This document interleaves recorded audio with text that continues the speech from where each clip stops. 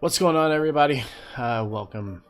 We are session 2 of D&D Civil War Alliance. Gonna be kind of interesting and fun. Last week we left off with the team in a little bit of a tough spot, but we'll see kind of how it goes tonight after they go through the dungeon ahead. Dungeon/ship. Couple of announcements. Number one, I apologize for missing almost all of my streams this week. I've been fighting the flu since I think it's like Tuesday evening or Wednesday morning.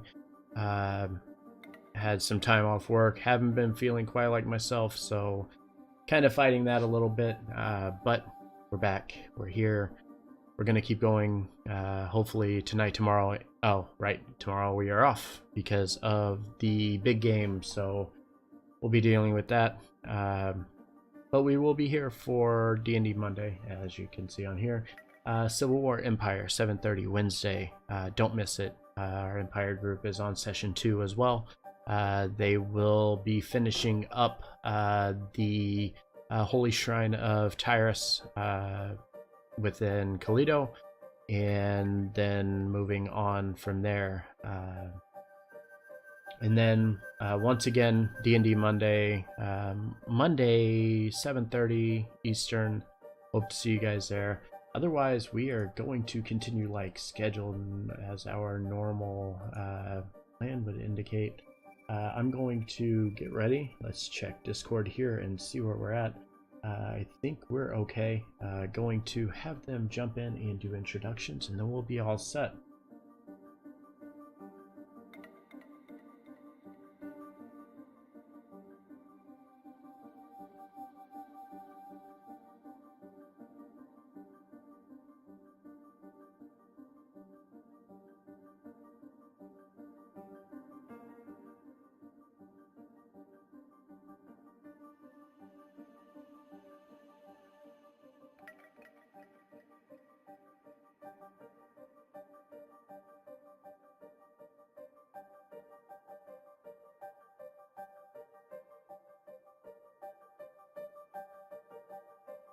SquarePants, SpongeBob, SquarePants, SpongeBob. All right. SquarePants.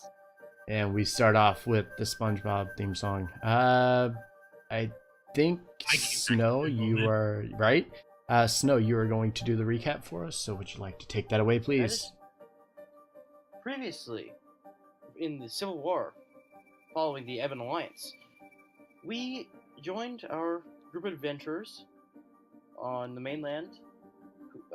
They came together in search of aid for the Ebon Alliance, the Victus tribe, and on their journey there, they were turned away from, I believe it was Rint Key, and instead sent to the island of Rainhaven, where they encountered a couple of pirates on the main, opening town, and after dealing with the lord there, they decided to board the pirate ship, and in the process began burning it down. What they discovered, however, on the burning pirate ship in the hull was a boatload of prisoners and a mysterious figure chanting in front of a portal. That is where we left off. All right, so just like Snow kind of mentioned here, my recap kind of covered the same thing. As everybody can see here, yeah, the party set fire to a pirate ship, which is going to spread pretty rapidly over the course of whatever is about to take place here. Our party is going to drop us into the game here so everybody can see.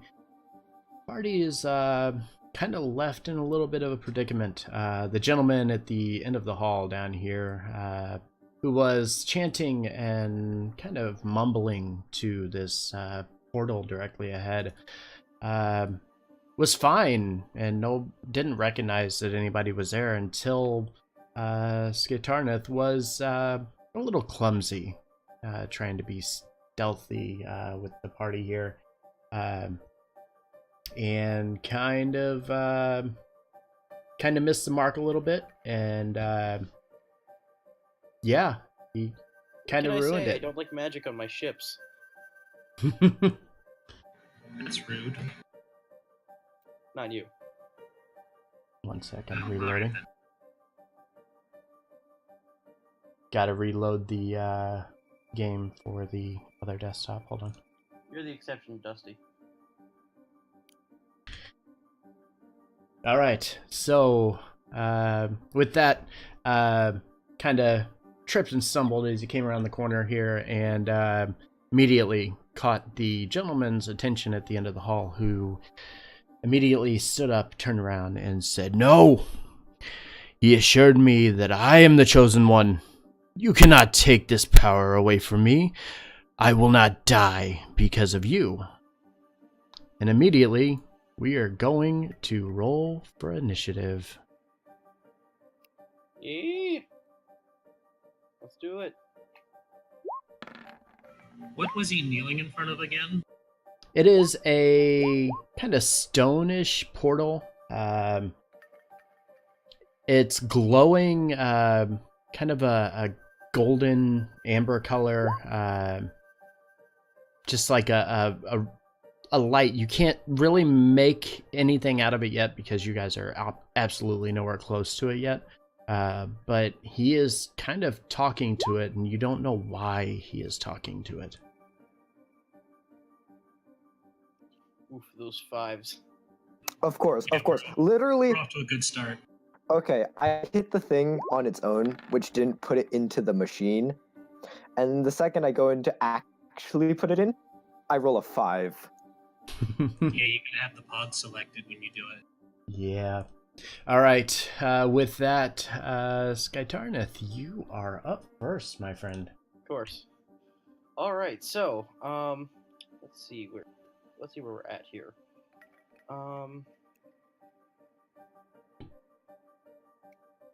Okay. We're going to get some music going here. And I am going to. Would I be able to use my short bow in here, or is it too close quarters? You can use it, but at disadvantage. All right. Just because you're talking about some very narrow passages here, Yeah, totally. and it's going to be kind of difficult to hit him.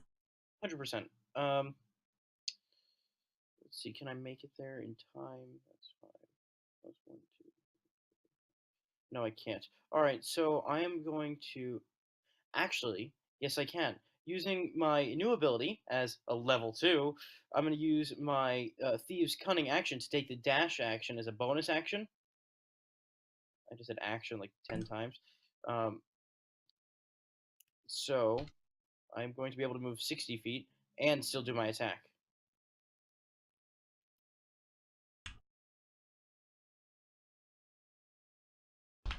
Okay. Oh, sorry, I'm trying to get the music bot to play, but he's not playing music. Rude music bot. Rude music bot. All right, so I'm gonna be able to get right up to the guy. And I'm gonna do that. Okay, get up there and give him what for? That's 45 feet of my movement. So I'm gonna go right up there. I'm going to, with my rapier, try and stab at him. Okay. Just simple stab. Hopefully I've got like a bit of a, since he turned around, saw me, and now just instantly sees me charging. There's the music. There we go. All right. All right. So yeah, you move up close. You give him what for? 1 sec. That's an 11. That is an 11, and unfortunately, it's gonna miss. So as you come around with your rapier here, and you go to attack him, you bring the sword down, and you can tell that this guy is kind of prepared for battle here, and it just hits his armor, and he kind of looks at it and just looks dead at you, and just kind of, smirks a little bit. As he's not very impressed with your attack. Of course. And I still have 15 feet of movement. But moving back would provoke an opportunity attack, correct? Yes, unless you disengage. I can't because I use dash. Correct. Then I guess I'll stay right here. Right up close. All right.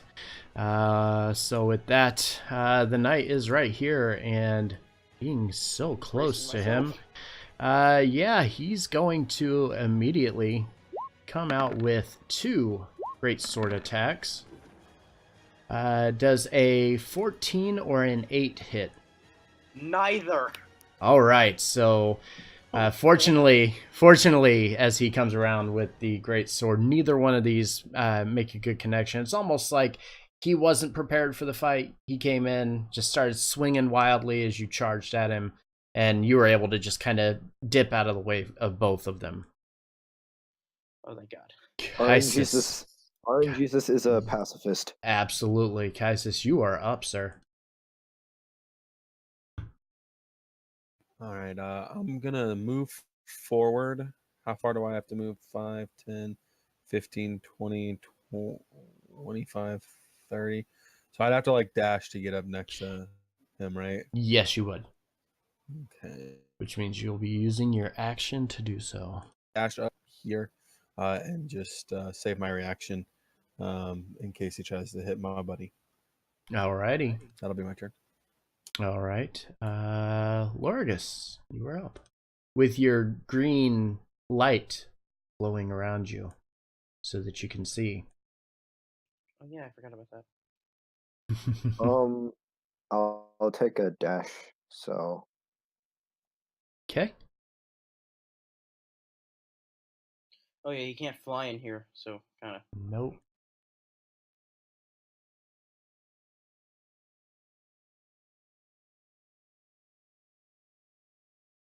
yeah, and that's kind of that.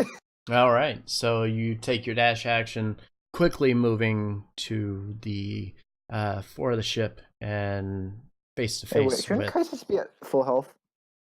Nope. Didn't. Well, we did long rest, so yes, he short should be. We did short rest. Well, right? also Yeah, we leveled up. So Oh, I leveled you guys Oh. up, but I think we did it on a short rest though because Oh, of the situation. yeah. If I recall, that's Yeah, what we Yeah, did. that was a short rest Mm-hmm. since there was like fire all around. Oh yeah, I Correct. remember now. Yep. All right, let me fix that. Sorry. No worries.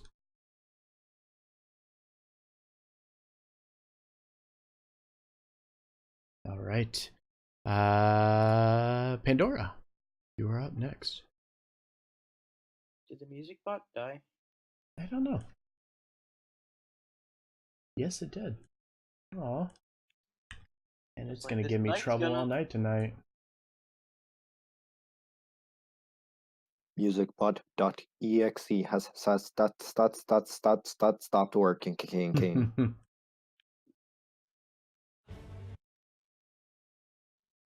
Evil pirate ship.exe that stopped working. Let me see if I can pull up this playlist here.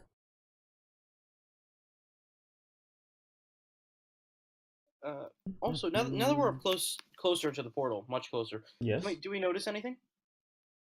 Not while you're in combat Okay, that at makes the sense. moment. So that's me up now. Yes, you are up next.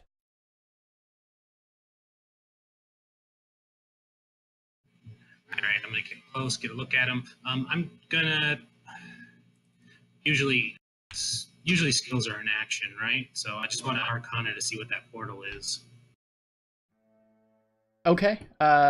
Give me an Arcana check then. Okay, so from what you can tell, this portal is a means of both communication and teleportation. As of right now, you're not close enough to really get a decent look at it, but from what you can tell from where you are right now, you can see like the shimmering of whatever's on the other side. But you can't make out any details. You see there's something there. You just don't know what it is. Fascinating. Don't let him close that. My turn's done. Okay. Sky Tarnith, you are up. Again, fun. Okay, so,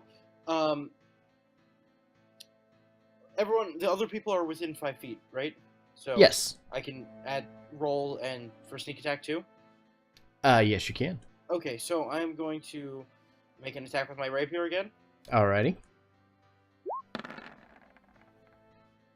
18 hits. Give me some Nice. damage. All right, good. And I'm gonna add sneak attack. Alrighty.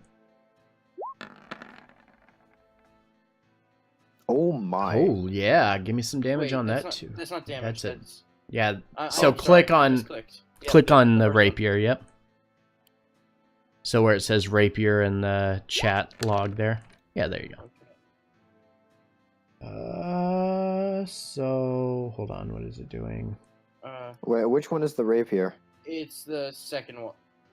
So it's giving a sneak attack bonus though, so it's acting as if it crits. So it's going to be the first two numbers on this. So you did a total of sorry, Jonathan. 14 I made a damage. mistake. No, that's okay. 14. Whew. Yes, sir. So as you come around, because now you're fellow brethren are gathered around him, and he's kind of got a lot of targets directly ahead. He is a little flustered, and you're able to get a good shot with the rapier, kind of jabbing it straight in.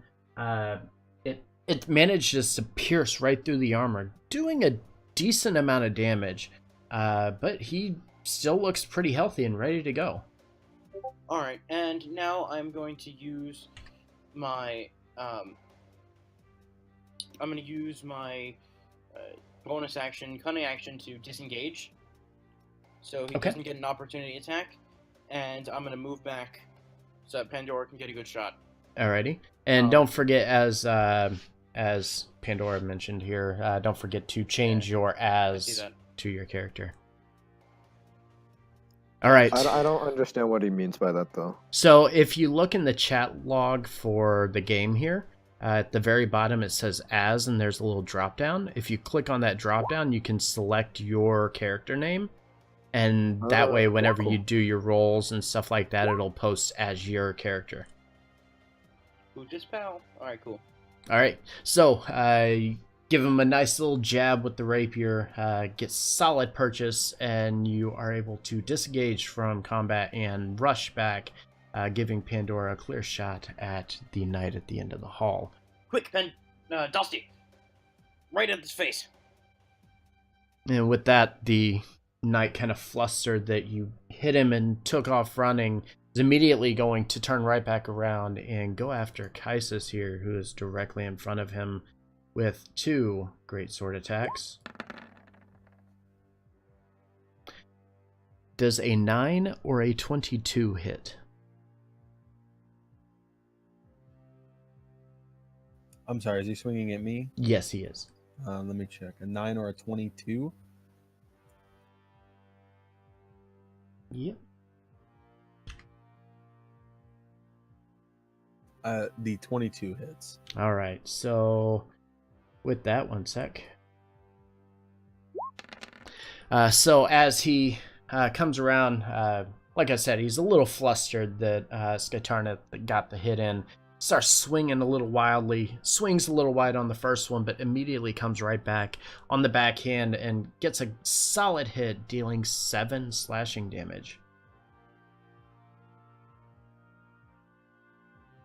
With that, you're up, Kaisis. All right. Retaliate for that. At him, I'll attack him. Make him my pay. short sword. Alrighty.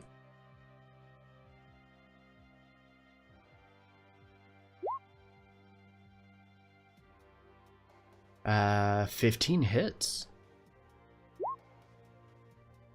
All right, so kind of similar. Go ahead. I was gonna say that I'll also use my action surge to swing at him one more time. But, Okay. Nice. Go right ahead. He gets 2 attacks, so do you. Unfortunately, a 14 does not hit. So your first attack with your short sword, dead on. I mean, it lands, gets solid purchase on the armor. It's able to actually do a bit of damage to the right shoulder. You can see it kind of pierce through the armor a little bit and leaves a nice little gash in the corner. But then as you get ready to come back around the second time, you swing a little wildly. He's able to kind of dodge it, kind of knowing what you're about to do again as he's got his eyes focused on you. And it swings a little wide. Is there anything else? I'll second wind as a bonus action to try to get back to full. Okay.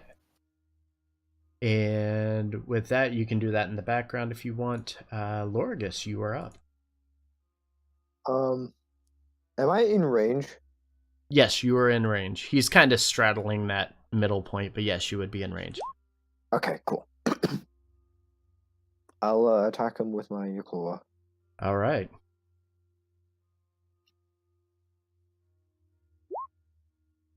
$15 hits. I wonder what this guy's armor class could be. What to do? And just like Kaisis, you are able to take the Yukawa and kind of jab it right in. You kind of saw what was happening before, and while the knight was swinging and kind of turned his body, you're able to take the Yukawa and immediately jab it right back into that opening, right through the armor and do a considerable amount of damage. But he's still standing and still looks like he's ready to fight. With my bonus action, also attack with the talons. Alrighty. Ooh, a 23 absolutely hits. For an additional 4. So yeah, after you come around and you land that Yokuwayan, you immediately kind of jump back and kind of dash out with your talons, and immediately you can see as it kind of digs right in through the chest of the armor here. Looks like it's not a full plate, but you can see it digs through, and you see him kind of recoil like he's wasn't quite ready for that. All right, cool. I think that's all. All right. With that, Pandora, you are up. I just want to clarify something real quick. When we leveled up, did we gain those spell slots, or are we doing the sort of take a rest and then you get everything? I went ahead and gave you everything except your HP because it was going to be on a short rest. Gotcha. Okay. Well, in that case, I have options. Let's see. I think he's looking for me to just shoot him, so I'll go ahead and fire an Eldritch Blast first. Okay. Nice one, Dusty. Well, hopefully. Yeah. Spoke too soon. You jinxed it. Spoke too soon. my So No. so as he takes this hit from Lorigus from the talons, it kind of pushes him back a little bit, and you watch as the Eldritch Blast just goes right in front of him, and he kind of like turns and watches as it goes by, and then immediately turns around and looks at you in your direction and is a little perturbed at you. Those secrets are not for you. Hand them over. God damn it, Dusty. No, I'm sorry. That was my fault. Anything else? I'm gonna move back just a little bit. Alrighty. That'll do it. Just some distance. Yep. Skytarnith, you are up next, sir. Do I have to protect everyone? Okay. But first, am I in front of or can I see a lock to these prisoners, right? Yes. You can see that every cage, there are 1, 2, 3, 4, 5, 6 cages that are locked, and they contain the prisoners here, the one over here, the 2 groups to the south, and then this room right here, which looks like it's holding a bunch of chests and crates and stuff like that. Okay, so the one right in front of me, I can see the prisoners inside. What do they look like? Give me an investigation check. No, perception. I'm sorry. Would that Give me count a as my perception. action? At this time, yes, Alright, because okay. we are still in combat. Yeah. I just want to glance over, see what, like, if I can see actual prisoners. Or What is your passive perception? It is. Second.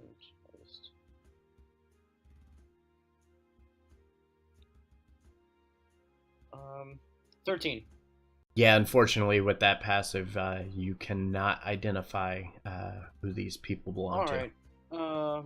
We can always just kill this guy first. Alright. So I'm gonna move back in. Okay.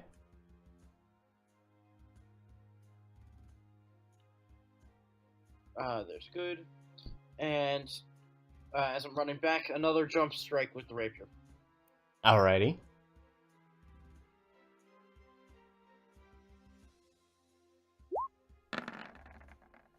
Come on. Oh big yeah, money, big that money. hits. Give me some damage. And I also have sneak attack for that too. Yes. Oh, yeah, no, I keep, yeah, I'm Jesus. sorry, I keep on forgetting to. That's fine. Just click where it says rapier in chat. Yeah. All right. So you do 13 damage, considerable chunk. Anything else? Sorry, what was that? I asked if there was anything else. Well, this hit and run strategy seems to be working. I'll use my cunning action bonus action to disengage and move back again. Alrighty. I can only move back 5 feet though because I moved forward 25. That's correct. I feel like this man's getting increasingly annoyed with you. As So, long as he's kept with the knight that can tank it. all right. So as you kind of jump around here and you rush in, his eyes still kind of focused on Pandora. You kind of rush in and immediately jab with the rapier and kind of catch him off guard. He wasn't really expecting it. And you see as soon as you hit him, he immediately drops to one knee and kind of braces himself and looks up at you. He's hurting really bad, but he's still standing, just barely. And with that, he is going to take part of his action to put his longsword away and reach for the crossbow and also come to his feet. And he's going to take a crossbow shot at Skytarnith, who is now in the way of Pandora. I am like 5 feet away, or that's really 10 feet away from him, though, right? Yes. So is that with disadvantage? Yes, it is. All right. So Does an 11 hit? no. All right. So he comes up with the heavy crossbow and kind of aims right in your direction. Still kind of hurting a bit from the attacks. And as he raises it and points it in your direction, it's just not enough, and he can't keep a good grasp on it. You see as the crossbow bolt flies right by you, and actually kind of sticks back here in the post here on the ship. With that is all he can do. Kaisis, you are up. Finish him off. All right. Second verse, same as the first. I'll swing at him with my short sword. All right.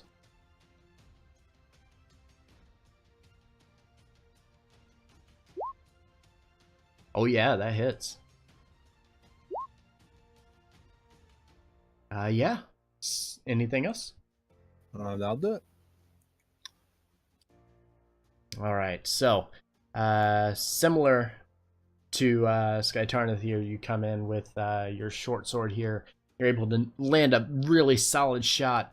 Again, he's hurting a lot here, and as he takes this hit, you can see him kind of stumble back, and he's like having a little trouble gaining his footing. Again, he doesn't go down to his knee, but you can tell he's almost done. I didn't catch the last word there. Just saying that he's almost done. He's kind of at the end of his rope. He doesn't have much left. All right, cut his line, bird brain. All right, I'll use my inspiration and attack with a Yuklua. Alrighty. 21 definitely hits. For 4 damage, go ahead and tell me how this gentleman died in front of you. With a great screech, I took the back end of the Yuklua and knocked him on his feet, knocking him down, and then while he was downed, I stabbed him in the chest with thrust going straight down. Nice. Excellent. So as you hit him, you see he kind of falls a little bit as you hit him because the force is enough to drop him. Falls down here. As soon as he hits the ground, here the portal back here is just echoing, and then suddenly it becomes a little silent. And you can't figure out what it's doing. It seems like it maybe is turning off. Quick, Dusty, get to the portal. I will start on the prisoners. We need to Before hurry. they The leave ship's them burning behind as we for speak. Kingsman. Kaisis, check the body. I'm definitely going to examine the portal, though, a little more closely now. Also, somebody should check his body. All right, so Yes, I'm going to move back towards these prisoners. okay. Who has the key? I have the key. Okay. Key. Yes. So all of these gates are locked. To unlock them, it will require a key. Hopefully, Or a thieves' key tools? that you have. Or thieves' tools. But you do have I a believe key. I have. Kaisis, you are examining the body. body, correct? Give me Yeah. a perception check.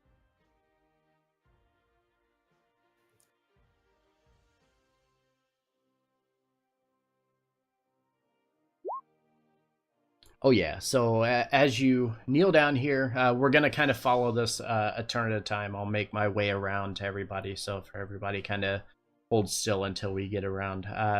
Kaisis, as you're examining the body, you find a. Oh, let's see. All right, I have the whole list here. Let me read it to you. You find 70 gold pieces, 7 rupees worth 50 gold. One. Sorry, it cut out. Can you start over? Sure. 70 gold pieces, 7 rupees worth 50 gold. Is that 50 gold each? Yes. Ooh, yeah. One looks like a crossbow bolt. Seems to have a bit of a magical sense to it. And a dagger on him that you can tell is not a normal dagger. And I'm going to... What did you say about the dagger? It just doesn't appear to be just a normal dagger. There's something special to it. All right, thank you. Are you gonna take it all? Hopefully. Yeah, of course. Yeah. So, and if you guys would like to take some time or have Pandora do it, because I think Pandora has identify. You can identify what those items are. I do not. Okay. Wait till we're back on land to distribute Yeah. the loot. Pandora, what are you doing? Pandora is going to be examining that portal. I think the only best way I can do that right now is with another Arcana now that I'm closer. Okay, so give me an Arcana check. Also, to note, I have Eyes of the Roomkeeper invocation, so if there's any script on it, I can read anything now. Okay, so unfortunately there's no script on it. It seems pretty plain. It looks like just a small, narrow stone archway, obviously held together by magic. Even with your Arcana check being right up to it. As you're standing here, you kind of look through, and it looks like you're looking into a different land. Like you're looking into a different part of wherever it is that you are. And you're standing there, and there is a lot of heat resonating from the front side of this. Like it's almost enough that as you're standing there and you're moving close and you like move your hand closer to it, you can feel it start to burn a little bit. So you obviously don't want to try to force your way in because it's going to hurt you. But other than that, you don't really notice anything otherwise. Casus, grab one of the prisoners. I have an experiment to try. Whoa. Wait a minute with the prisoners. Toss a bit of a detritus in there first. Okay, Lorigus, what are you doing? We need to get these prisoners out of here before the ship burns down. I'll try the key.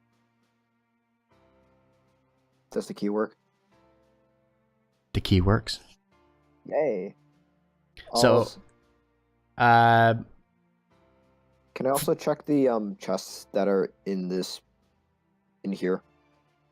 Yes, so we'll do one thing at a time here. You're unlocking, so that room's also locked. So you unlock this door. Fortunately, these are prisoners that are members of the Paradris Guard. They were abducted sometime between the travel of this ship's origin point to where they're at now. Thankfully, they're not, the opposing side, or else they probably would have attacked you since you didn't look to see what they were. Oh, I believe we said that they were Heralders last game, though. Did we? yeah. Okay. Yeah, I remember them being friendlies. You Okay. mentioned last game. Okay, so yeah, you unlock it, and these two immediately rush out. They thank you, excited to get their friends out and try to make their way out. By the way, oh, no, wait. So yeah, we'll call that for your turn. Skytarnith, what are you doing? Well, I yell to the people who have already been released. Quick, get to the surface. The ship is on fire, but there may be more of you in the ship joining. Make sure that there are or are not, and then quickly get to the lifeboats. There is someone on shore who you might want to meet. Okay, and with that, they thank you guys for releasing them and quickly make their way out of this place. They want nothing else to do with their current situation. All right, so I'll go with Lorgus to the other room with the chests. Okay. I'll make my way over there with him. Okay. So, and your entry's right here. So Lorgus will be there. With that, it brings us to the top of the turn order. As you guys know, this ship is on fire. And as I kind of mentioned in the last game, it had started to spread to the other sails on the boat. You can sense, just judging by the roar of the fire directly above, it is growing exponentially, and you need to immediately hurry. With that, Pandora, give me a wisdom save, please. Oh boy. Wow. Oh, yeah. Oh, All right, well, all so, right then. yeah. So as you're standing here, and everybody's kind of doing their thing, you suddenly hear a very ominous voice that kind of rumbles through the hull here of the ship, and the voice says, "This proves nothing. The Isles will be under my control, and you cannot stop it." Oh, I don't know. I think this proves plenty. Is that the best you could send our way? The Isles are under a better protection, a more watchful eye. Oh, little Pandora, I am so glad you could make it.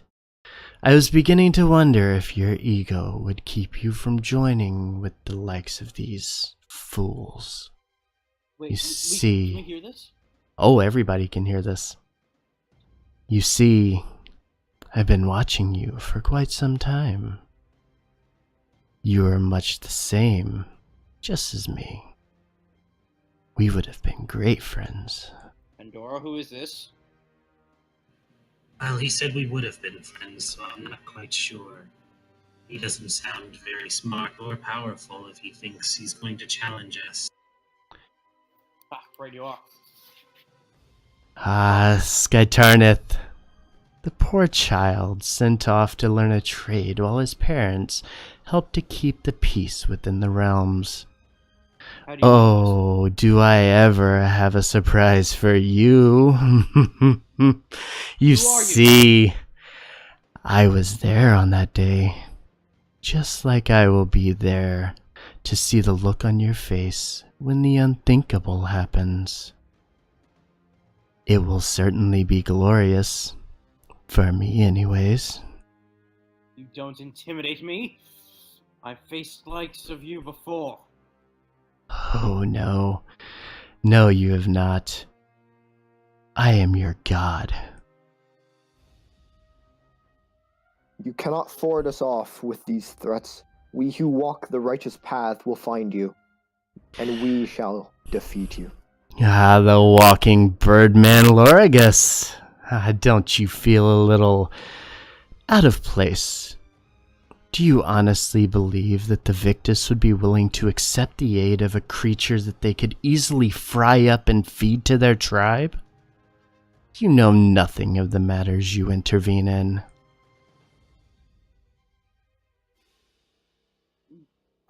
With his comments on me and my parents, I'm gonna start advancing slowly. Okay.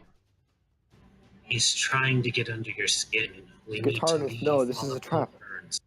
Clearly his plan. Let's focus on what we came here to do and get out of here. You must ease your mind. We've looted the entire body of the knight. Yes, you have. Yeah. I'm gonna take the knight, and just like drag him into the portal. As you do, the body of the knight immediately incinerates, burning and setting on the ground. You now have a dead body on the ground that is burning and going to spread a fire directly in front of you. Serves him right. Just as expected. Live subject would have been more interesting, but that works too. Shall we go? Young Kaisis, don't think I've forgotten about you. The adventurer who defended his village and led to wide acclaim throughout the Sword Coast. No. You will certainly be a problem for me. I cannot have the mighty High Elf interfere in my plans. But don't you fret. The world will soon know your name. Though, I suppose it will not be in the manner you like. Please, come. Entertain me. Accept my challenge and step into my portal. Don't listen to him, Kaisis. Oh, that's pretty rough, guys. I don't know. Well, you saw what it did to the knight. Ease your mind. Do not fall for his wily trap. You want to end up like that? The body did burn, it's true. Unless you got some flame resistance, I wouldn't do it. Quick, let's get these chests, get out of here. I unlocked the door. Okay, That's a thing that I can do. it is a thing you can do. And the other prisoners aren't out yet, right? That's correct. Yeah, I Alright, unlocked so, the door. And you search them. I'll go free the rest of the prisoners. Alright, that's good. I'll do that. I'll search the Okay. chests. Okay, so we got to stop right here. Pandora, what are you doing? Well, given the fun mind games going on there, watching the body burn, I don't really have a way to shut down this portal. So You missed it. the voice on the other side of the portal has invited Kaisis to join him for a little game. Blasted Pandora. Kaisis, you don't want to go through there. You saw what happened to the dead knight. It's a trap. I mean, I want to go. That doesn't necessarily mean it's a good idea to go. It's not a good Dusty, idea. shut it down! That's not how magic works. There'll be a time and a place to deal with him, Kaisis. Don't worry. Time This is portal running out, lost. Kaisis. This portal will likely be lost when the boat goes down, so we don't need to worry about it.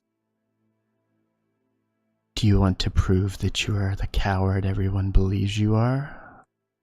No one thinks that, Kaisis. It is not cowardice to retreat when one's situation is not to advance. He's More right. importantly, you're not running away. We're evacuating a defeated ship. Let's go. We've won the battle. This is not a foe we can face. Is this a voice in my head, or everybody can hear him calling me a coward? Everybody can hear. He is speaking to you. He is directing everything he has at this moment. He wants to get you to come to him.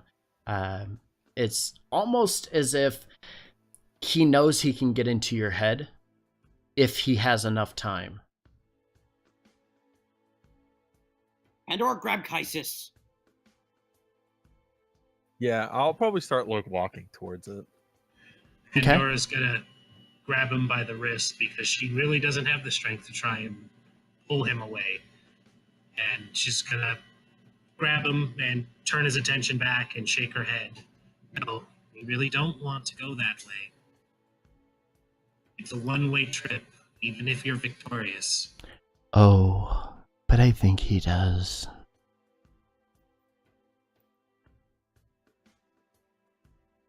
Kaisis? Kaisis, if you go into that portal, you'll never be able to challenge me. See which one of us is the bigger man. Huh? You know we've been thinking it. Okay, so Pandora's turns up. Kaisis, you are moving towards the portal. I'll if I look around, does it look like Lorgus is going to be able to get all these people out on his own?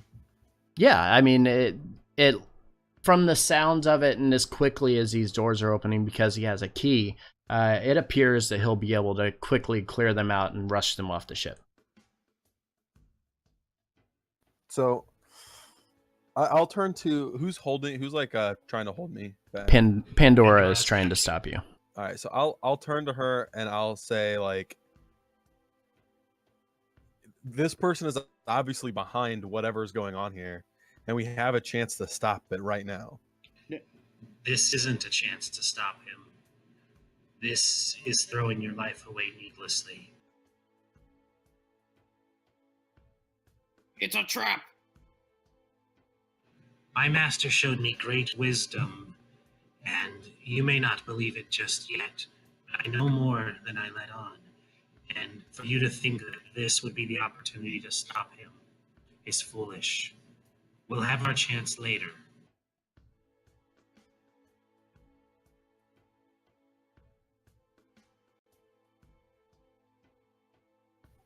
All right, yeah, I guess I'll maybe sort of Pandora's coming from, and I'll back up. Okay, so as you were stepping forward, because I'm going to assume that you made that step towards this thing and Pandora kind of grabbed your hand and was pulling you back. Give me a perception check.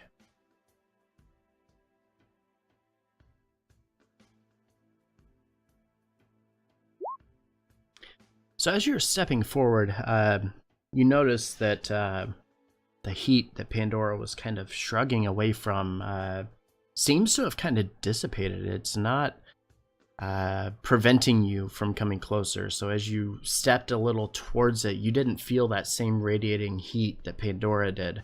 But otherwise, you see this portal is awaiting you, and it's still glowing and still waiting for you to enter. I would like to point this out to Pandora if I can. That it's okay. So yeah, you turn around and say something doesn't feel like it's out to kill me. It's not a trap to walk into it. And you kind of look at her and see what she has to say. Far too convenient. Don't fall for it.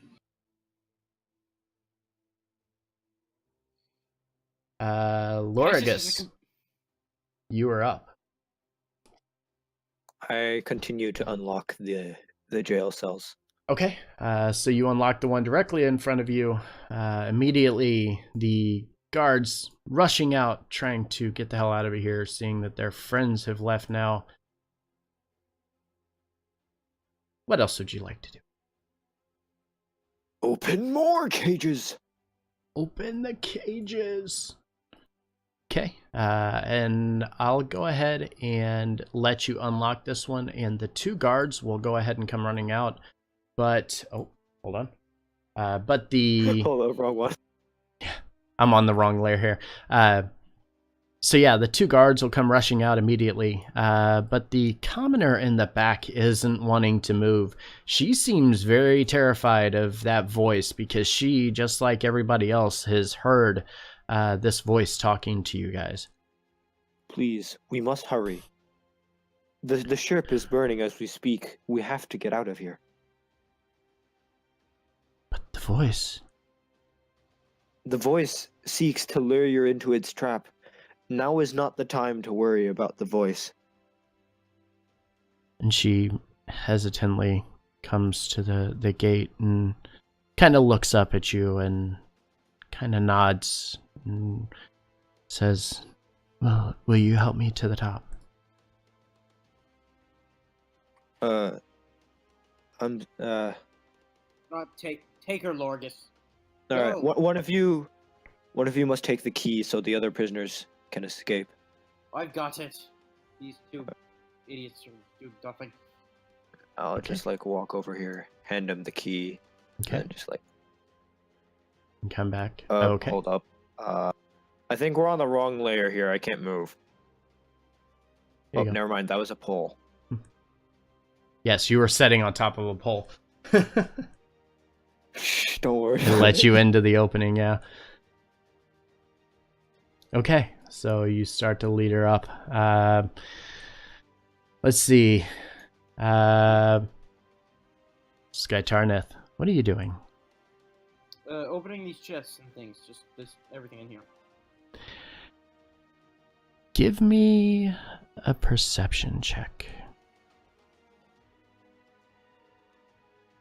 I shall. Big money, big money. Medium money. Okay.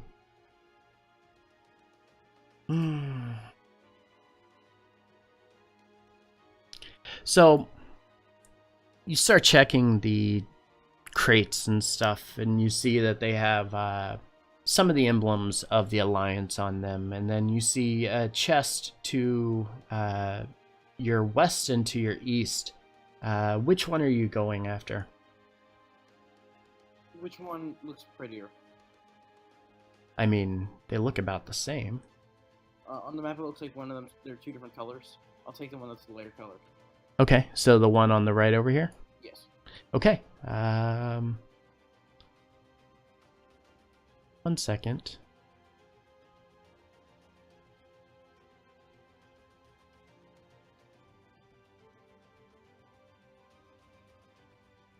Give me an... Hold on. I'm looking for something. So am I.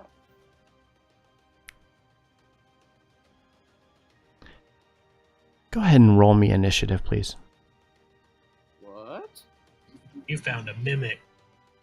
God damn it. Oh,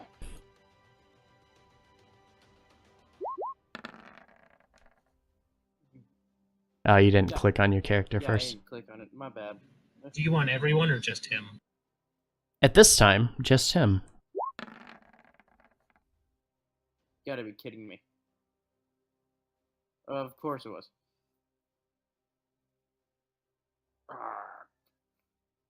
Arrgh. Oh man.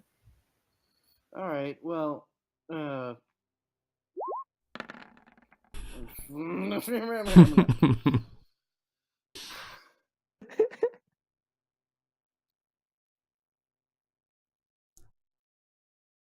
Yes. well, Okay, so I'm gonna move that here. Pandora, what are you doing?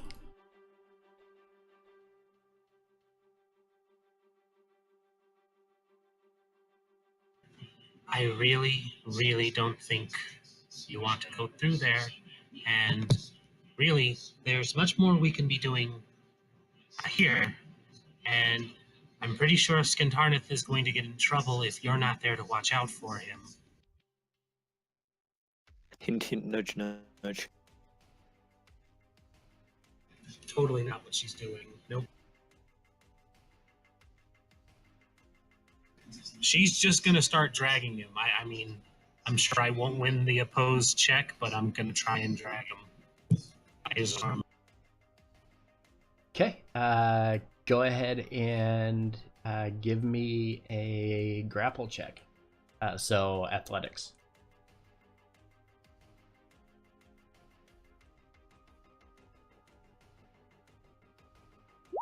And give me a strength check, please, Kaisis. Big money. If you are resisting. no money. I probably am Do I see this Skatarnith get hit by the mimic? You do not. Okay, then I'll probably resist. What am I getting? That is a strength check, please. Or strength. Yeah, just a strength check. Wouldn't you hear me yell out because of a mimic? Not yet. Alright, alright. Not until it comes back towards your turn here. Oh, damn! Luckily, I'm a dex fighter, not a strength fighter. So. All right, so she pulls at your arm, trying to keep you from going. It's Holy stopping crap, I you. won. It's making you hesitate. What'd you like to do?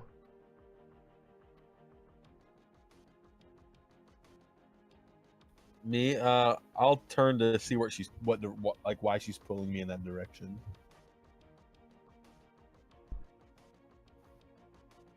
Okay, so you turn and you look at Pandora. Right now, unfortunately, because of these barrels and the wall and everything here, you can't really see anything that's going on inside of here yet. But I'm sure you will soon. Or at least hear it.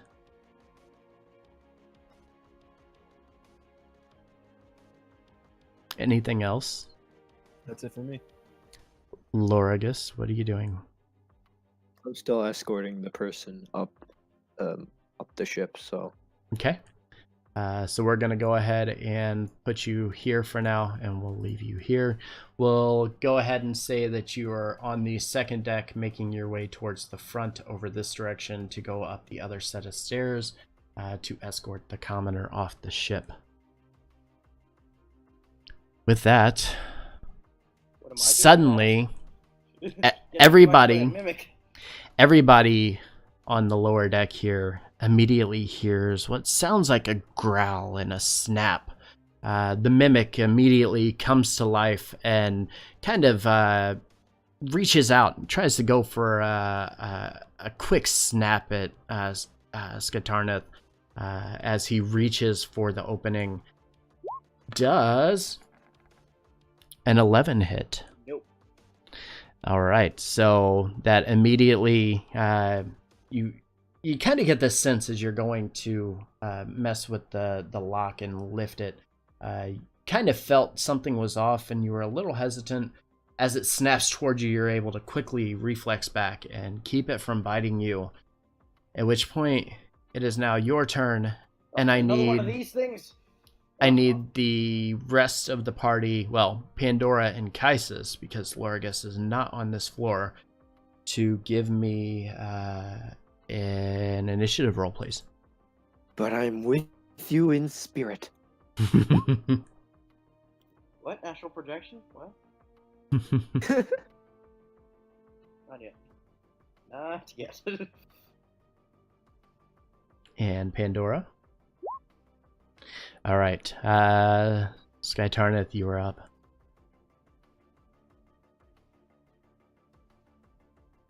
Alright, so, another one of these things. God damn it. Kaisis! As the captain of the ship on which you reside, I command you to get off this burning boat and get out of here. That's an order! I can let Kaisis respond. Like, not respond. Yes.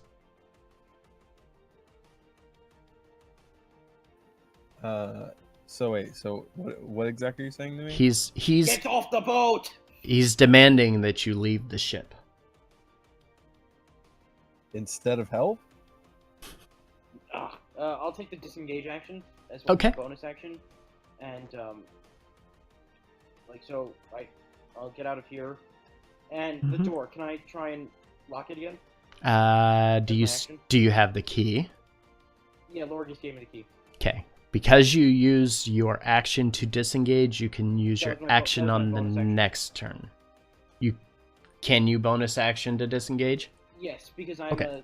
a... Right. Yep, you're right. So yes, you can immediately disengage and rush out of the room and lock the door, at which point the mimic drops down, because it has a very small amount of movement that it can do, and sits here snarling and growling, and You see it kind of jumps around a little bit, and immediately as it's jumping around, it jumps and it kind of bumps into the one over to the left, at which point a second mimic spawns. Jesus Christ. This whole ship was trapped. Oh my gosh. Well, they're both trapped in there. Reminds me of something. Alright, so with the rest of my movement... Yeah, hold on, Jacob. Yeah. With the rest of my movement, I'm gonna try and get to the other prisoners to let them out. Okay. And I don't even care if Kaisis is listening to me at this point. I'm just getting out of here. Okay. So I have 25 feet left. There we are. All right. So you move back. You are able to lock the now 2 mimics that were hiding inside of this head. So the way that it was supposed to play out, or the way that it would have played out, was if you had waited long enough and you tried to open this door first, the guards in the other room would have been terrified of everything in that cage, because they've kind of heard the growling and snarling, but because you did it backwards, you didn't get that hint. Oh well. Oh well. Well, they're trapped in there now. For the foreseeable future. So Now you get the joy of imagining them just drowning. Or burning, whichever burning. suits you. So with that, at the top of the turn order, again, the same voice calls out and says, Kaisis, I will make sure that you're delivered safely to shore.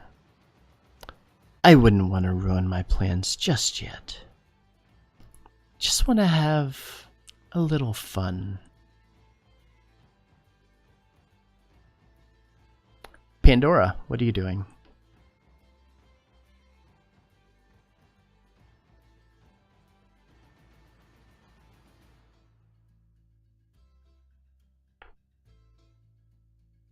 Dusty? Pandora?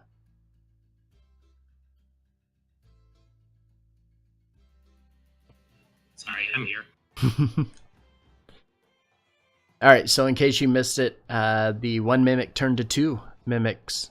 Skytarna quickly rushed out, disengaged, and locked the door behind him to keep the mimics from chasing. At which point, afterwards, the voice called out once again to Kaisis, guaranteeing him safety. Shall he enter the portal? This is getting worse and worse. It's time to leave, and since I won that grapple, I'm definitely dragging him now. It's like, look, you see, it's getting worse. There's more mimics showing up. Skintarth is making these creatures multiply, and I'm confident they'll burn in the fire, but that portal's not safe for you. It speaks lies. I'll allow myself to be dragged.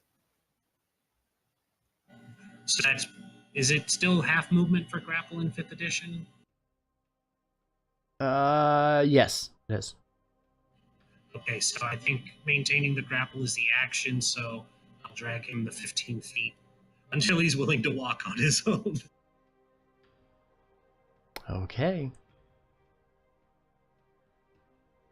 The mimics obviously can't do anything. They're bouncing and jumping over here, trying to get out, can't get anywhere. A little frantic and going crazy and making a lot of noise, but otherwise they're held captive inside of this cage for now. Kaisis, being drugged behind Pandora here, you feel a bit of a pull. Give me a wisdom save, please. You said me or Pandora? You. One reminds Elf. You're an elf, right? Yes. I I have advantage to being charmed. Yeah. Correct.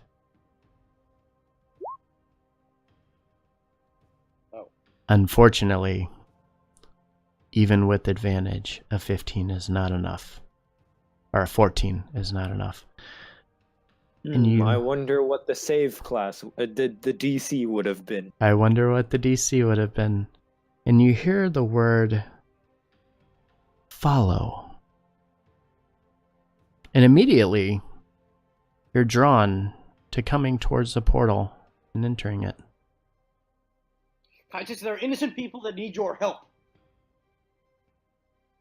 How much did you move? Did you move 15 feet? Yeah. So yeah, that would put you back here. Actually, both of you give me, Pandora, give me an athletics check, and Kaisis, give me a strength check, please. That's 0, man. And that's 0. Oh no.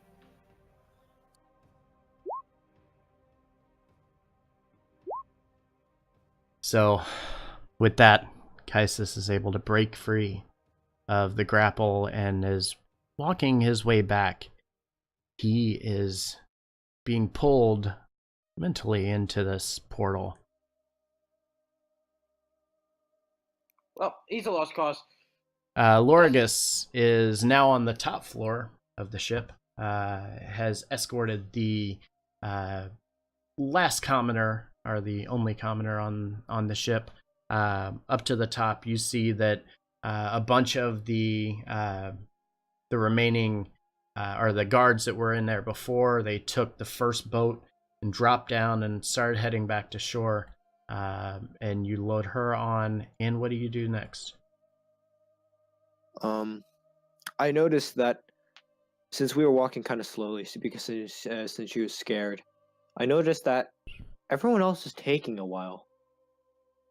And I remember, I decided to go back down and check what's going on. Okay. So at the end of your next turn, I will put you will basically be right here where you are at now.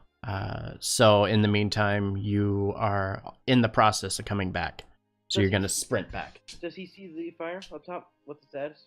Oh yeah, how's the fire? Give me a perception check. Oh boy. Oh These have boy. always gone really well for me before.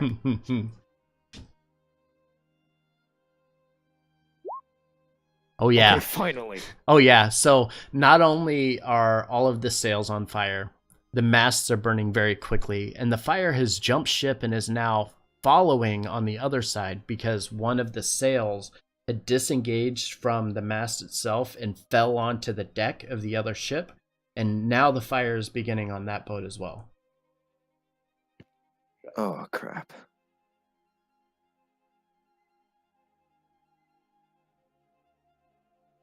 Actually, because if I notice the fire is jumping to the other ship, I might check the other ship. Okay. See what's going on. Okay. So let me see if I can pull you over there. 1 second. You're Richard on the list here, right? Yep. Can you see that? Nope. No. Hold on. You're still on that screen.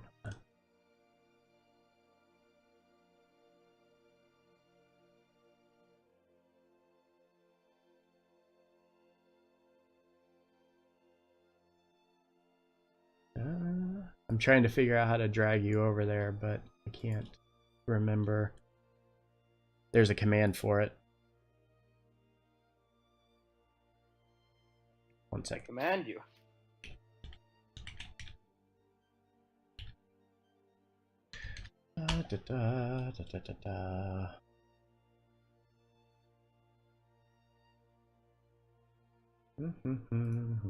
I'm also beginning to question the strategical integrity of immolating both ships.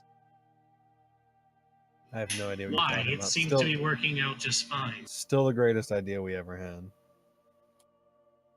I don't know. Throwing the prisoners into the portal would have been a great idea, too. What happens on the pirate ship stays on the pirate ship. These are Kingsmen. We don't really care about them. They're not Kingsmen. These are Alliance guards. These are Alliance guards. Oh, well, These are the people we're working with. We can't just go around killing them willy-nilly. If we had a reason, sure. Hold on.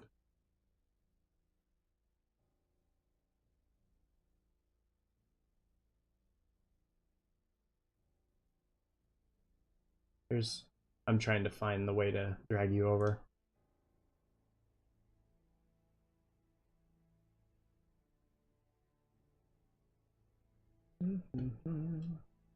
Okay. I figured it out. There you are. Whoa.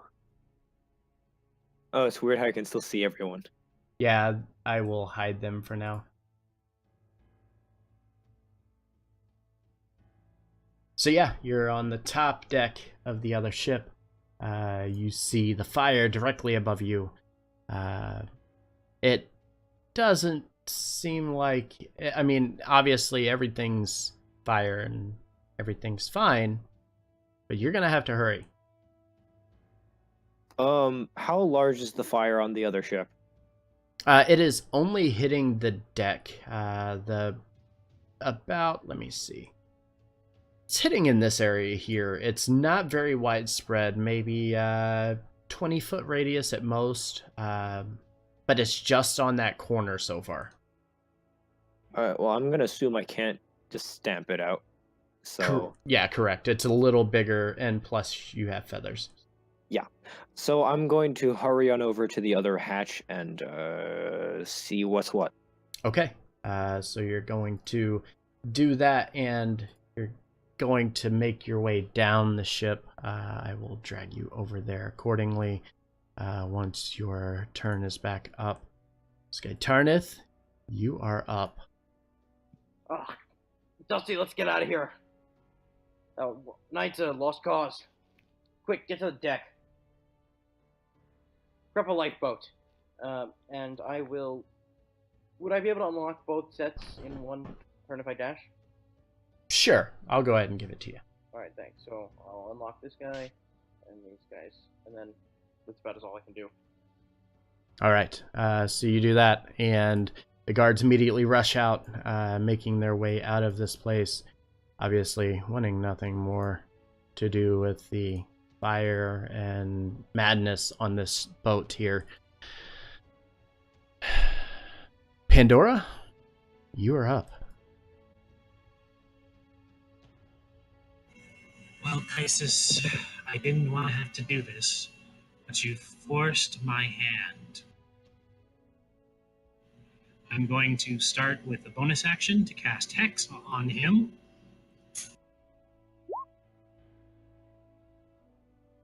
All right. And I'm going to put the disadvantage on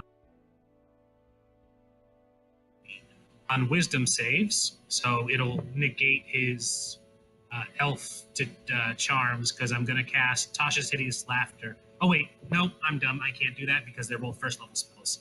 Yep. Fine. And He's you have just going. no more slots. Yeah, he's just going to be Hex. Okay, and you put the hex on wisdom saves, is that correct?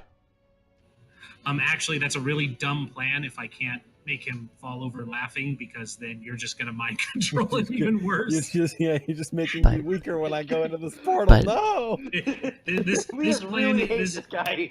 This plan hinged on my ability to bonus action this spell, and I forgot that mechanic where it can only be cantrips if you do that. So that throws that out the window. Pandora's all right. secretly working with the kids trying to kill me. Right? Seriously. With All right. spider bits. She's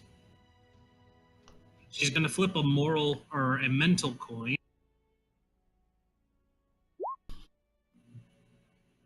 Ah, damn it all. She's gonna try and grab him again. Okay, so Hey. go ahead. Actually, what she's going to do instead is she's going to say, "Damn it all! Something needs to snap you out of this." So she's going to kiss him first and then smack him and say, "Snap out of it, you fool!" Okay, give me an unarmed attack then. Crap! It used to be on here. That's just a strength check, right? Yes. Or more or less. Yeah, pretty much. It's like a 1d8 Sweet, or a something. 3. Yeah, 3 doesn't break his armor class, so it does nothing. You lean in, you kiss him, and then you slap him across the face, but he is not fazed at all by this. And it is now his turn. Once again, this voice calls out to Kaisis and says, "Follow. Give me another wisdom save."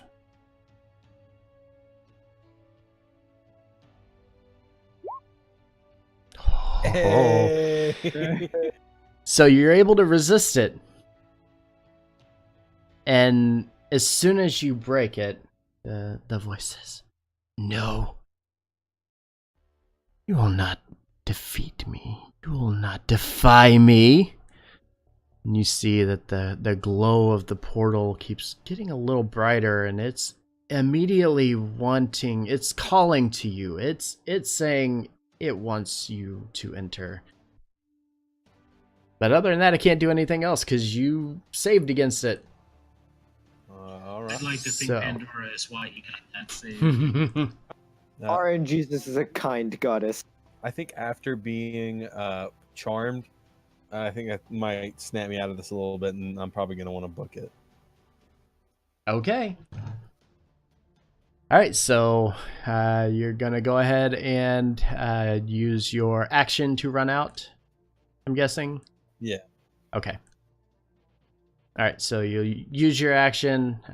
You'll start making your way out of here. Pandora, I'm assuming, is going to follow you. We're going to move the rest of the party. Everybody, we're going to just assume that everybody heads back up to I actually the want to stay and burn with the ship. Oh, once a captain, always a captain. Not my So. ship. All right, so the party is back to the top. 1 second, let me unhide your tokens for you.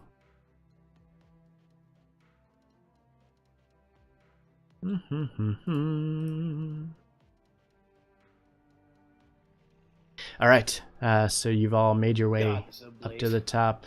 Lorigus over here, however, is going to make his way downstairs to the other basement here, or the other hall. So he comes down here. 1 second. Am I still shiny? Yeah, no, it would have already worn off, so I will take that away. No. Yeah, you're a token layer, and I need to edit your character.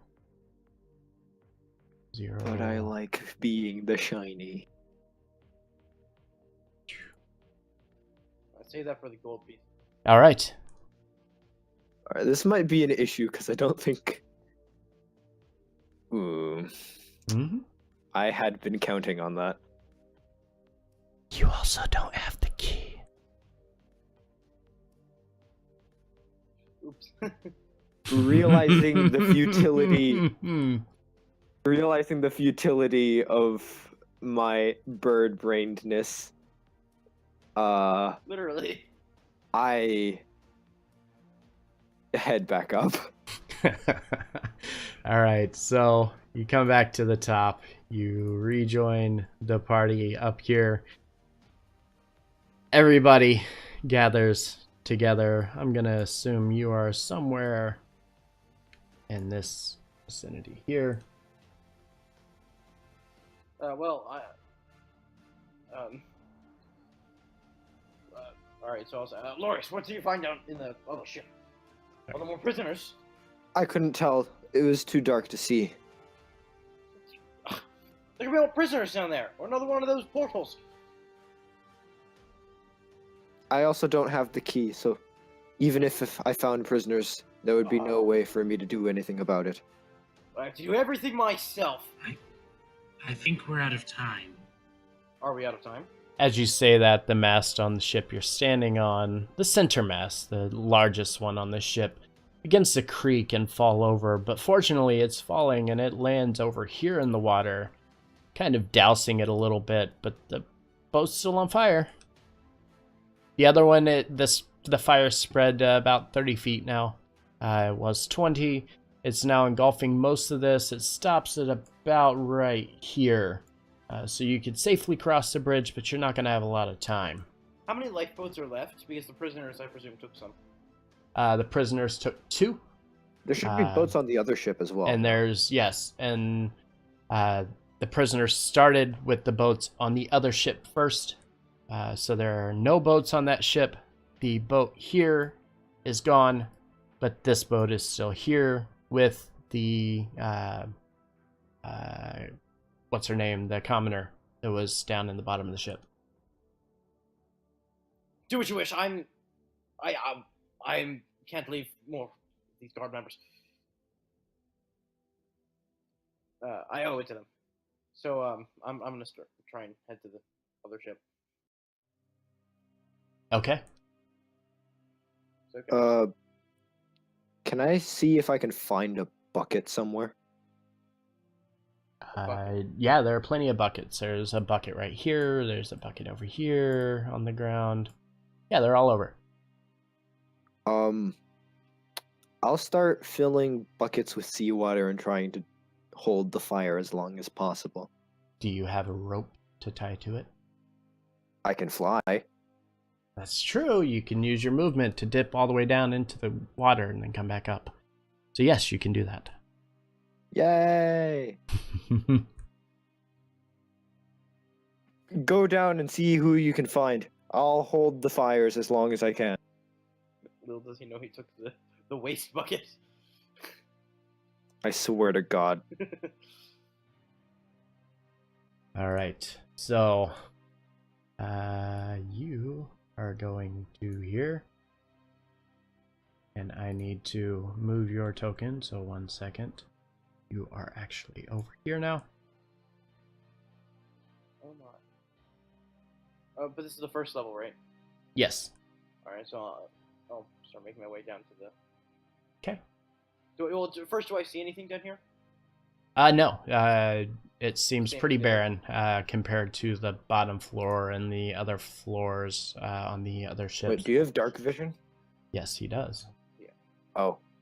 Wait, is that the up or the down? I can't tell. Just, whichever we'll one's the call down it- I'll go to. That actually, yeah, this was the up, so yeah, you would have been over here.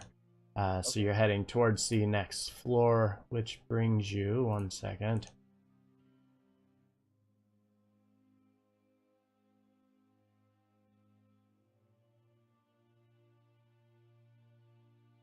Brings you here.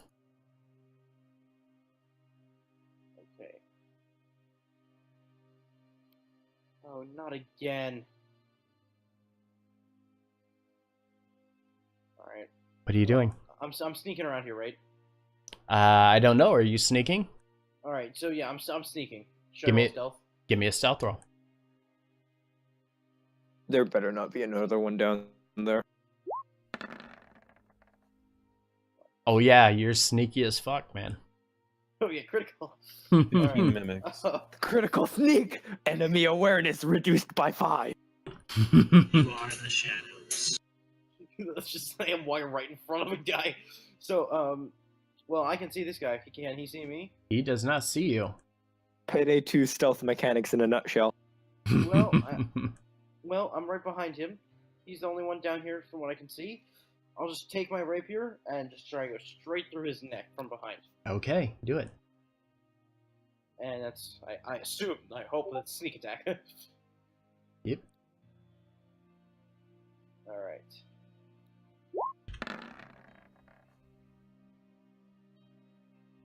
You gotta be kidding Oh me. yeah, that hits. Oh, never mind. I didn't see the 2 in the front, so I just thought it said 5. Give me the damage. Oh yeah, so you're stealthy as hell and you come around the corner and immediately you just jab the sword right through the back of this pirate. And he immediately kind of recoils and leans back and just drops to the floor dead. Simple enough. Alright, so as far as I can see, there's nothing else other than some prisoners in here, right? Correct. From where you were standing, you see 4 commoners. Alright, so I'm just going, I'll full action, free all the prisoners. Okay. We will, for expediency's sake, we will say that you have freed the prisoners, and now we have 5 prisoners loaded onto one last rowboat, leaving no room for the party. Oh, This snap. is a What- conundrum. What about the boat we took here? It is still down here. Okay. Oops. Well, I once saw get up that. Top, how close is it to burning completely? Both of the ships. This Yeah, ship both. over here it's getting close. The fire is now to the deck. It has burned down the mast, made its way to the deck, and is starting to burn its way down. But there's still clearance. You can still move around and stuff, but you're gonna start dodging fires here if you wait too long. All right. Where we pull our boat up, right? Quick to the dinghy. So I believe your boat was still here, or pulled up. They had pulled it up whenever you guys boarded. So yeah, I'll start getting this one ready for them when they cross over, so we can just book it Okay. as soon as they get here. Yeah, I'll Alrighty. head to. I'll head to the fly dinghy as over well. because I'm cool like that. okay. And our treasure chest full of dirt and coins is still there, right? Yep. Of course, we need our treasure chest full of dirt. Just to reimburse them. All right. High quality dirt.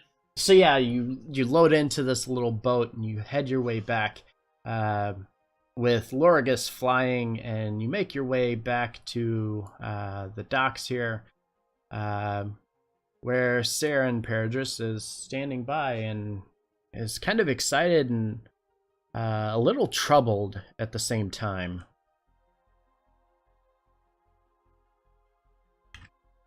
Sorry, what was that last part? He's a little troubled by seeing 2 boats on fire out there in the middle of the ocean. Can you imagine? Parentry. We have returned. I hope you've received our prisoners well. I have, but can you explain to me why the ship is on fire? Yes. A means to an end. We cannot. Well, I believe we had explained the plan before we had left. We did bring back your dirt. and with that, a little annoyed, he says, "We could have used those ships, at least one of them. It would have helped us in the war. Why didn't you think to hold on to one of the ships?" See, we would have, except it was on fire. And, we can't really hold The on to a blood. burning ship, as you know. The blood would have been hard to wash out as well. And there was also a portal on the ship which was communicating magically, and it caused a that- fire. Yes, there Quite was, infected. we have proof. Now, I don't know if this will make you happy or not, but we have proof that these pirates were from Storm King himself. There was, And what proof have you? should we show him the things that we have? Like The swords. the swords. Yes. You each gathered swords while you were on there that bear the Storm King's logo, to which he nods and looks at them and says, "Yep, this is certainly the work of the Storm King, though." Also, there was something unusual. Someone unusual. We did not catch his name before he was chopped up and incinerated, but there was a knight who, well, he was tough. We're pretty sure he was directly from the Storm King. He was communicating with someone through the portal.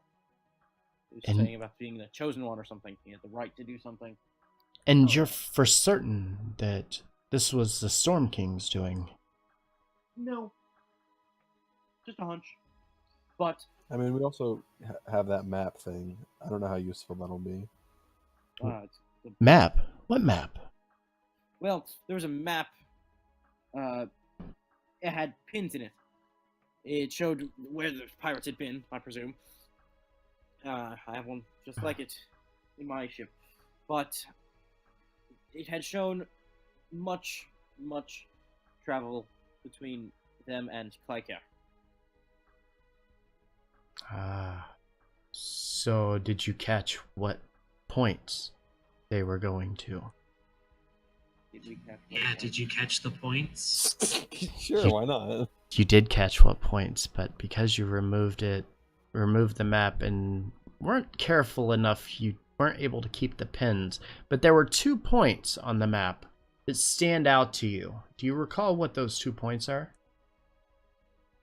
And I roll for history. I will give you a history check on that. Oh boy. History from 5 minutes ago. That was really 2 weeks ago. Uh-huh. Pretty funny. Oh, God. Low money. Nicely done. You saw, the only thing you remember is there was some island in the middle of the Ebon Sea, and it was connected to somewhere on the south coast of Clycair, which is absolutely not helpful at all. But he asks, he looks at you and says, "Do you have the map? May I take a look?" Yes. I portray the map. Okay, so he grabs the map and holds it up to the air, or to the sky a little bit, and looks, and you can see the pinholes that were through it, where the pins between each place that showed where they were connected. And he says, Island of Grell. Why are they going to the Island of Grell? And he stops and kind of shakes his head and rolls back up and hands it to you, and he's like, "Friends, I cannot begin to thank you enough for all you've done for the people. Rainhaven will no longer fall victim to the tyranny of the Empire. Yet, I forgot that I haven't properly rewarded you for your efforts. However, at some point, I will need you to regale me of how you gentlemen made your way here to Ashenport to begin with. But you've come far and done well to bring yourself back to our island alive. And from what you show me today, it proves that maybe what you're saying is true. But you are here to help our cause. However, the road ahead for the people of Rainhaven is a doomed one if we can't protect ourselves. With such few people and no weaponry, I've struggled to defend our position here, and once feared that we may actually have to abandon Ashenport entirely, but you've given us a start. Several fine weapons, although it would have been nice to have some ships. Did you find any gold, anything else that might be of aid to us?" Well, we know you gave us 70 gold to start, that we used as our trap. And we have brought that back for you. However, we may have something of greater value. Kaisis, would you like to portray, what's the word? Draw one of those gemstones we found. Yeah, I'll pull out one of the rupees and hand it to him. Okay, and he nods, and it's fine craftsmanship. Where did you find this? The pocket of the knight that we slew. Hmm. Now, do you know how much that is worth? You're asking me questions that I have to look up because I have so many things on my thing here. Hold on. Not you. I want to know if Perigers knows how much it's worth. Okay. Plot twist. He is Plot Perry. twist. I know how much it's worth. So. I know how much it's worth. I'm going to say no. Asparagus is a mimic. I'm going to say no. He is not aware of how much it is worth, but he takes it at great value and is very thankful that you handed it to him. And he says, "We can use this. We can use this and the weaponry that you've brought back to help supply some of our supply routes so that we can get a better foothold here." And turns and looks over at Kaisis and he says, "You, what was your name again?" I'll give like a respectful nod and say, "My name is Kaisis Alkanov of the Sword Coast." He says, "Tell me, would you be willing to help me assemble an army? I don't have a lot to offer you, but if you're here for the Alliance, our cause needs more leaders. if you can organize some troops and supplies from the 4 tribes around the islands, perchance the Alliance will gain some strength once more and stand up to the Storm King.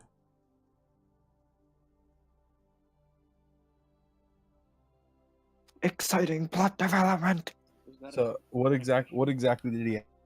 He is asking you if you would be willing to become a commander for troops for the Alliance. Yeah, I mean, absolutely, I would take that up. I'll kind of give another like respectful, bow, and I'll say that would be a great honor. Hold on. Everything a I've minute, ever dreamed of. Lord. We still have places to be. We still need to go around these isles. Oh, Don't no, you take the- don't you worry. I have plenty for you guys to do. This is for when we get to battle. We're gonna need leaders, all of you. All of you will have to step up and become leaders of our military. But as of right now, I'd like Kaisis to do so. Yeah, definitely, absolutely. It'd be a great honor. And then he nods and very thankful that you accepted and says, okay, well, please, I need you to go north to through Rainhaven to the capital of Nareen and speak to Malala Balroris. She's my military advisor and currently watching over the people of Nareen. Tell her that we need troops to defend Rainhaven. And if I can, I would suggest you take the Mystic Wilds to the north. It's by far the fastest way to get to Nareen, especially since you don't have a vessel now. We have my ship.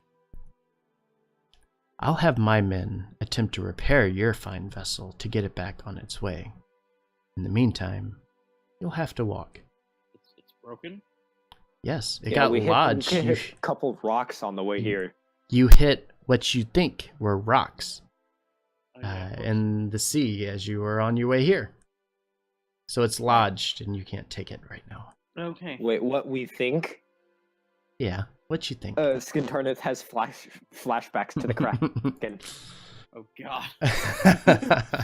And with that, he says, if you can do this for me, then I'll have all of you as my field generals, helping me to bring victory to the Alliance and get out from underneath the rule of the Storm King. And with that, we'll take a 5-minute break. Yeet. Yep. Awesome. All right. So I will be back as in new just a minute. commanders of the fledgling Alliance army. I feel now it is appropriate to quote Sun Tzu in The Art of War. Well. So Okay. let me find that book that I may or may not have stolen from my school by accident. I borrowed it because it's like, whoa, The Art of War. And I slightly forgot to give it back. All right. So with that, I'm gonna step away for just a couple minutes, and then we'll Save the get quote for when back he to it. comes back. Yeah, you can save it for when we come back to the game again. Yeah. All right. I'll be right back, guys.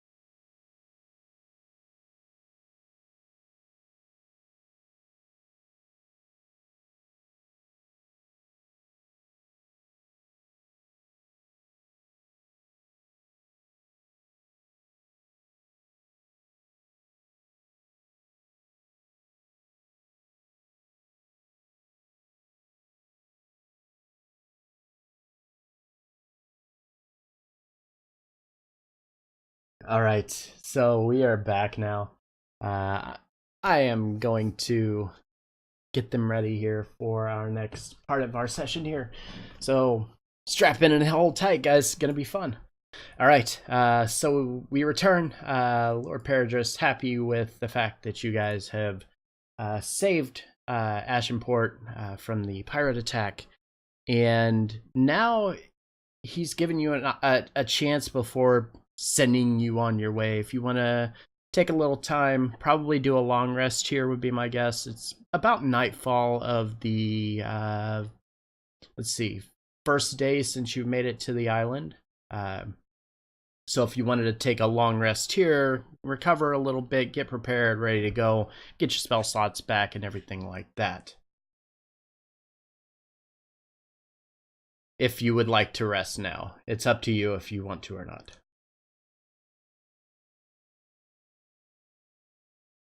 What was that, Pandora? Yes, it is nighttime.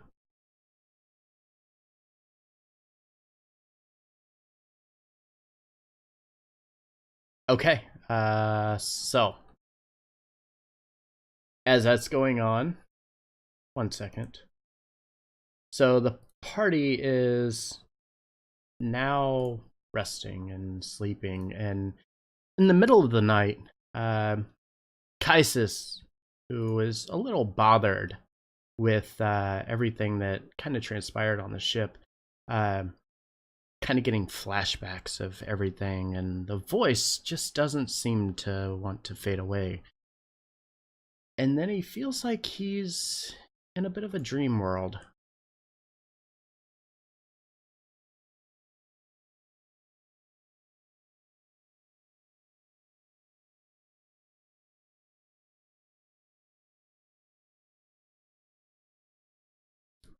You find yourself standing inside of a circular-shaped war room.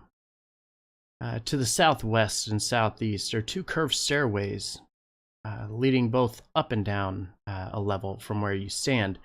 Under the night sky, the moonlight is only faintly shining through the narrow windows of this tower that you stand.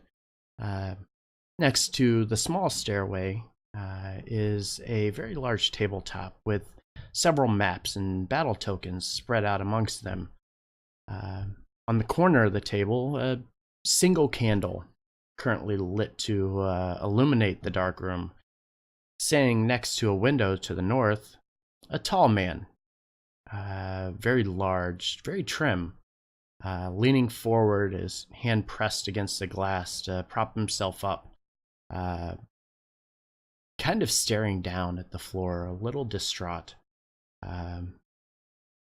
Moment passes, and the man takes a deep breath and closes his eyes.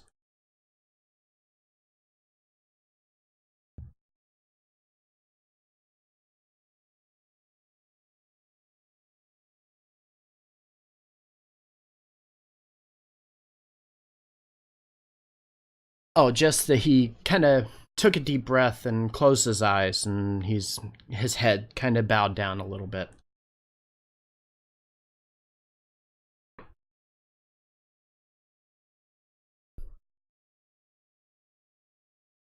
Nothing happens.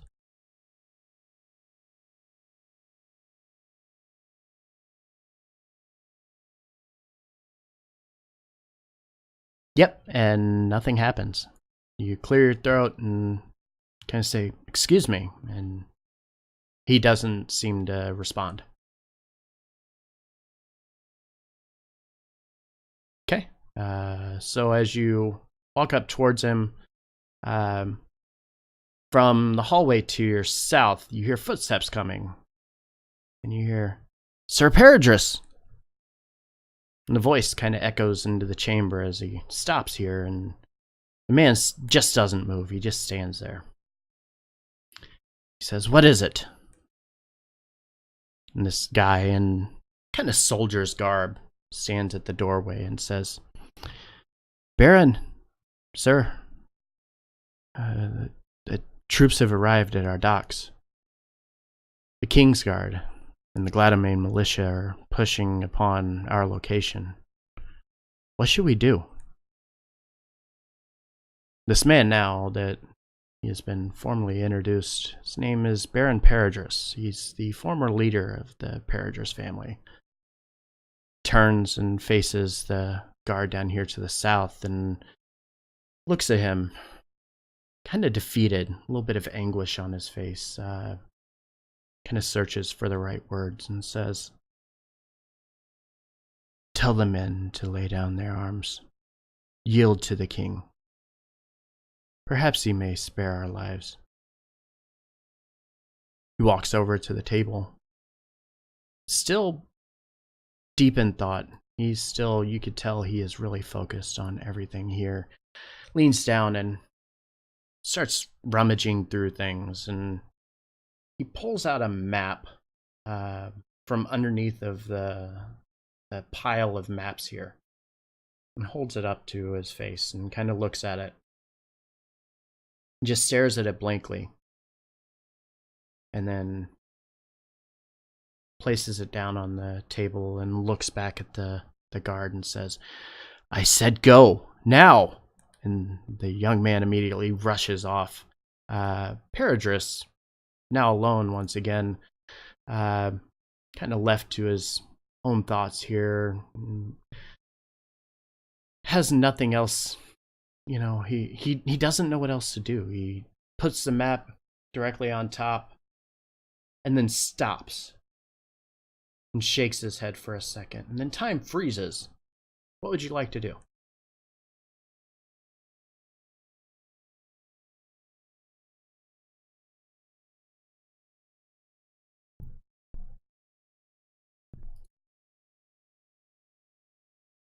This is the same Baron.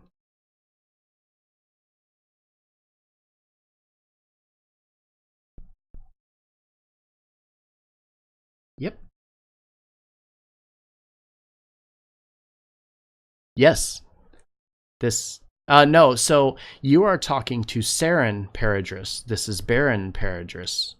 This is the father of Saren.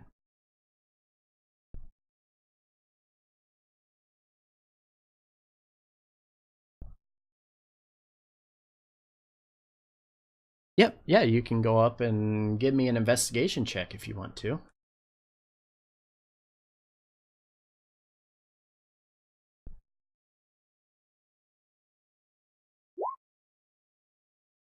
So yeah, you come up here to the desk and you start rummaging around. You see a lot of this is just battle plans. It shows the way that Baron Peradris had kind of pushed the attack and went through Crow's Nest Cove and used that. And as he came through Crow's Nest Cove to get a footing within the war, he then pushed onto the Storm King's castle. You could tell it was all very well planned. He knew what he was doing. And give me a perception check.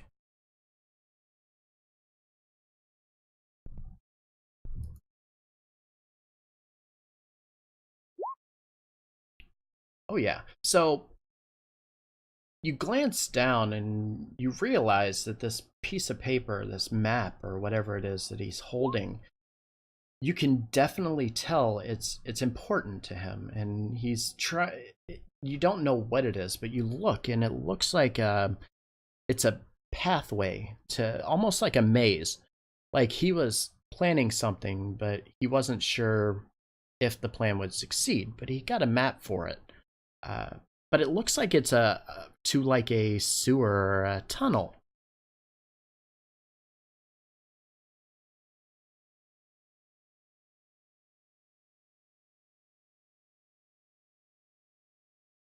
Would your character know the history? Your character would know the history of Baron Peradris having an assassin to kill the queen. But that is the extent of it. Correct.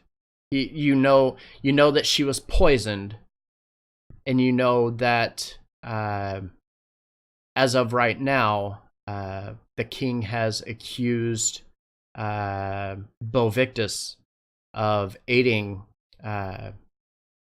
Baron to get into a private tunnel way through one of the wooded areas of Clycair.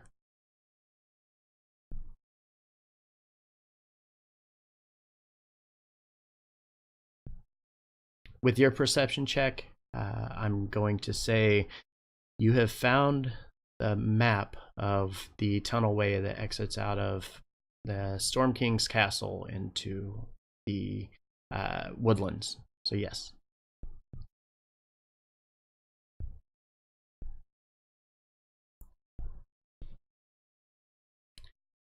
However, as you look and you get a good grip on it, you see kind of leans forward and leans over the candle a bit, and he places the corner of the map over it, and immediately it starts to engulf in flames, and you watch as it burns very slowly, but a plume of black smoke begins to rise and starts filling the building here and leaving that nice little fire smell behind. But after a while, everything disappears, and you're left into a room with the battle plans.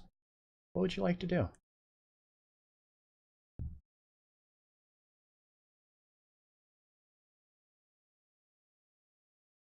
Correct. The map that he had in his hand, he set on fire. And it is now ashes and would have been ashes on the side.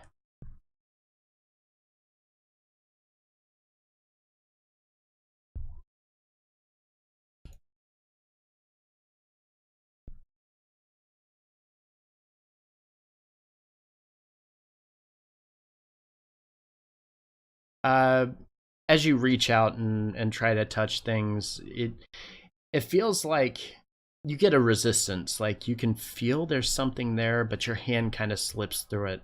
It's almost like you're not there, but the place is there. And perhaps it's past memories, perhaps it's just haunted, but you can sense everything that's around you. And the things are there, you're just not actually physically there.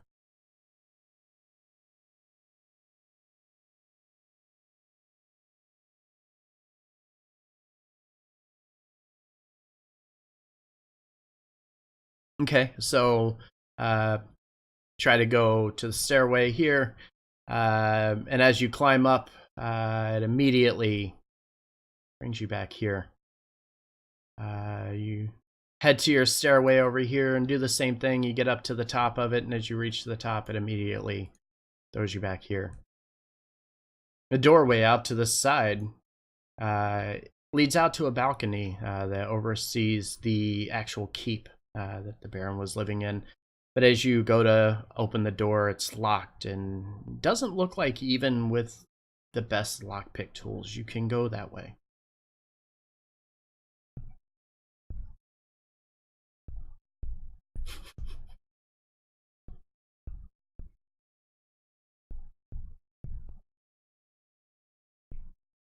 Okay, so you head back over to the desk. Oh, where'd your character go? Oh, I see it. Never mind. So you go back over to the desk, and then from the end of the hall to the south, a familiar voice echoes again. Two men in a very heated discussion, with voices well elevated, continue to fight amongst themselves, the voice carrying throughout the mansion halls. What are you doing? Okay, so let's see. Need a second.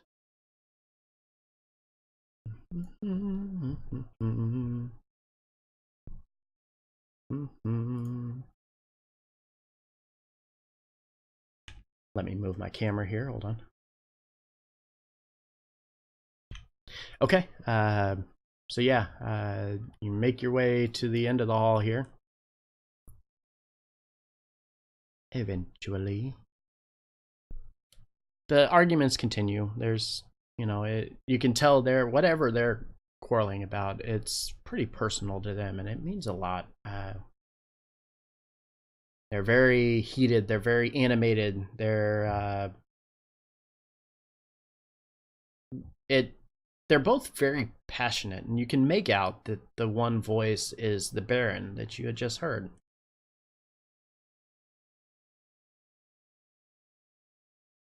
Okay. Okay. So then you make your way south here. You bring your way around here to the corner. At which point you see two men facing each other. One that you know is Baron Peradris, and the other you can assume is the Storm King, King Stormholm. As you stop at the entry, you watch them, and the two men face each other, and near the middle of a large overlook to the floor below. Solid marble floor conducts, it's a good conductor of sound, making everything echo through the chamber. As the two men continue their discussions up ahead. Moving camera, hold on. You're welcome to approach if you want. The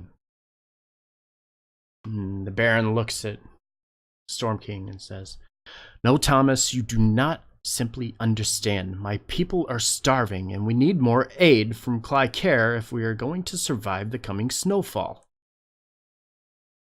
And the king looks at him very sternly and says, "I understand perfectly, Baron, but I cannot provide your island any more than I already have. I'm already rationing my people to aid yours. There's a limit to what I'm capable of doing to assist you." The Baron, angered, kind of shoves the king a little bit and says, "Then this shall be your failure to the people of the Alliance." And Storm King, kind of taken back a little bit by the push from the Baron, immediately says, "No, Baron. It wasn't I that failed to provide for my people," and starts to walk away. As he does, you watch as the Baron starts to fill with anger. His hands fall to his side, and his fists clenched and jaw locked. And he's staring right at the back of the king, and you watch as, for a second, he reaches behind him and grabs a dagger from behind his back. And then time freezes.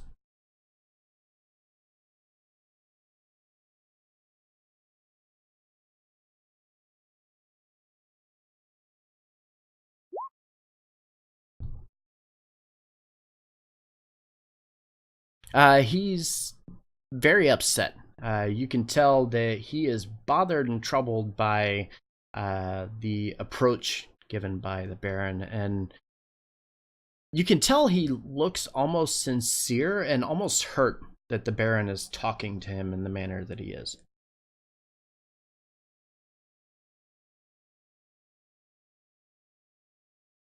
Okay. Dagger's nothing fancy. It bears the Alliance symbol on it. Honestly, it's just a simple dagger. It's something any warrior or soldier would probably carry on their person at any given time. You can tell that he's brandishing it in a way that he's almost going to try to attack the king. But his gesture, the way he's standing right now, it's his hand's still kind of behind his back, so you don't know what he's actually doing.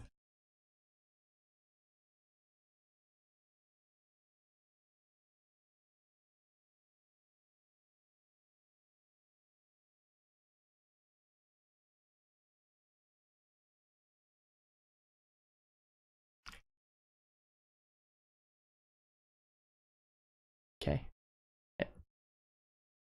Okay, and as you start walking forward, time unfreezes itself, and you watch as the Baron stops for a second, and he puts the dagger back into his pocket, and he immediately rushes over and grabs onto the cloaks or the robes of the Storm King, turns him around to face him, and grips on tight, and his fingers turning white at his knuckles where he's grabbing onto it, and immediately turns and starts to push him over the banister here and holds him here. Storm King, not a small man, is just overpowered by the size and strength of the Baron, who's literally hulking over top of him. He holds him there for a moment, his anger turning to disgust, then to a bit of guilt. And he releases and pulls back. He removes his hands from the robes and, still maintaining eye contact with the king, says, "When my people starve because of their king, they will see your true colors, and you will abdicate the throne, despite your preparedness to do so willingly." And the Baron immediately walks off, the voices fading, just like the people, and disappearing into the night.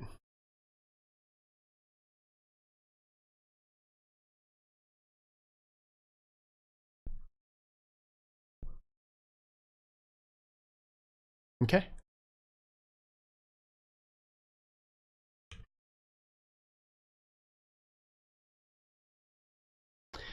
All right. Similarly, once again, as you enter into this next room here, you begin to hear voices once again coming from another long hallway here that leads up the walkway. It appears that the voices are kind of echoing through this doorway to your left-hand side here. 1 second.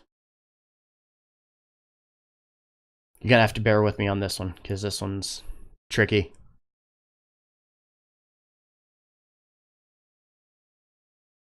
Okay, so the door opens and you walk in, and stay right where you are, please.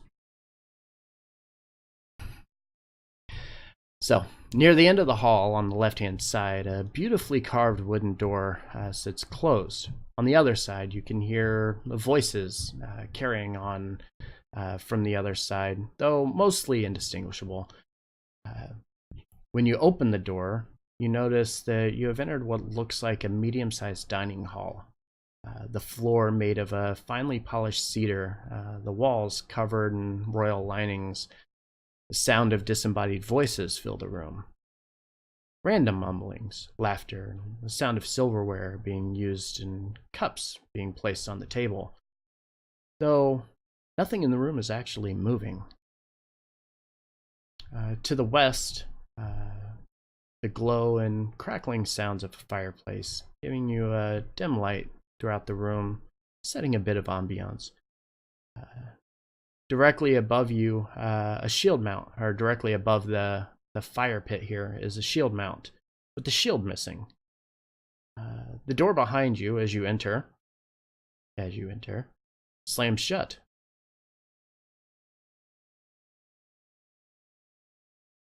And though you can turn the handle, the door prevents you from exiting the room.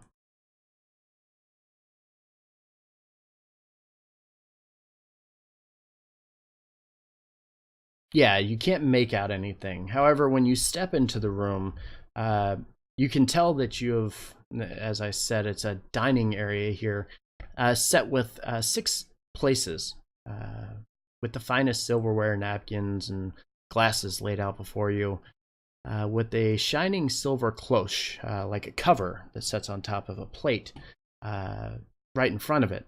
Surrounding the table is 6 chairs. 2 to the north, 2 to the south, 1 to the west and to the east. The chairs to the north, south, and west are occupied by headless skeletons, sitting motionless within them. The chair directly in front of you lies empty. Yep, the plate's still in front of it. Okay. Okay, so as you do so, let me pull this up.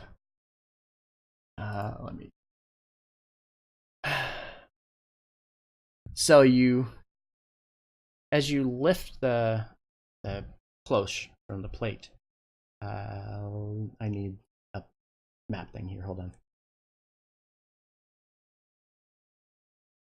I'm assuming you're going to grab the one, the second one here, or this one right here. Is that right?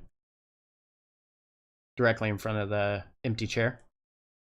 Okay, so as you lift the cloche from that, you look at it, and on the plate is the head of...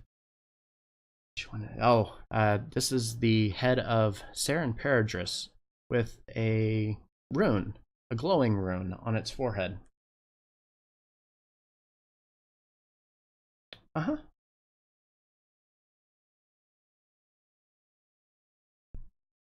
Yep, so you are at position 2. You see a rune labeled 2 here. It indicates it's just a random letter.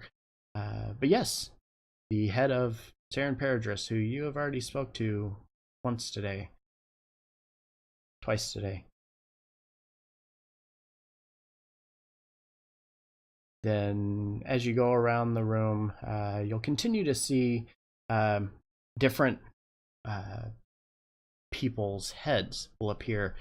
Trying to remember which ones are which. Hold on. So when you remove the one here, and as you pull the clothes from it, it is the head of the Riverstride tribe, the group of dragon people from the Alliance. As you move to this spot here, you see the head of King Stormhole. To this spot here is the head of Bo Victus. To the north, you see the head of Lady Gladamain. And yes, it does. And then at this location right here, you see that is the head of the what's his name? Sorry, I'm drawing a blank on names here. It's the leader of the Flathammer tribe, which is number 4. All of them with a glowing rune, as you can see by the little image that I sent to you.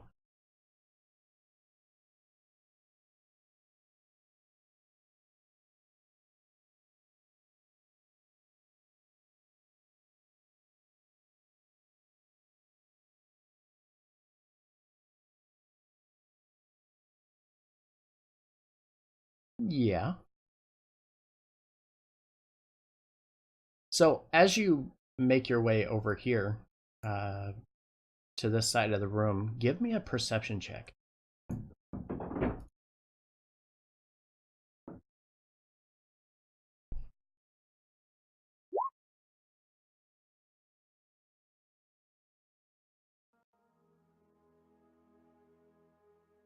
Sorry, I just found out that I had chat muted here. So as you're walking by, you recognize that this glow is in more places than just on the heads of these, but also on the backs of the chairs. Hmm. And on the backs of the chairs, each one of them have their own unique rune, with the exception of the chair to the east, which doesn't have a rune.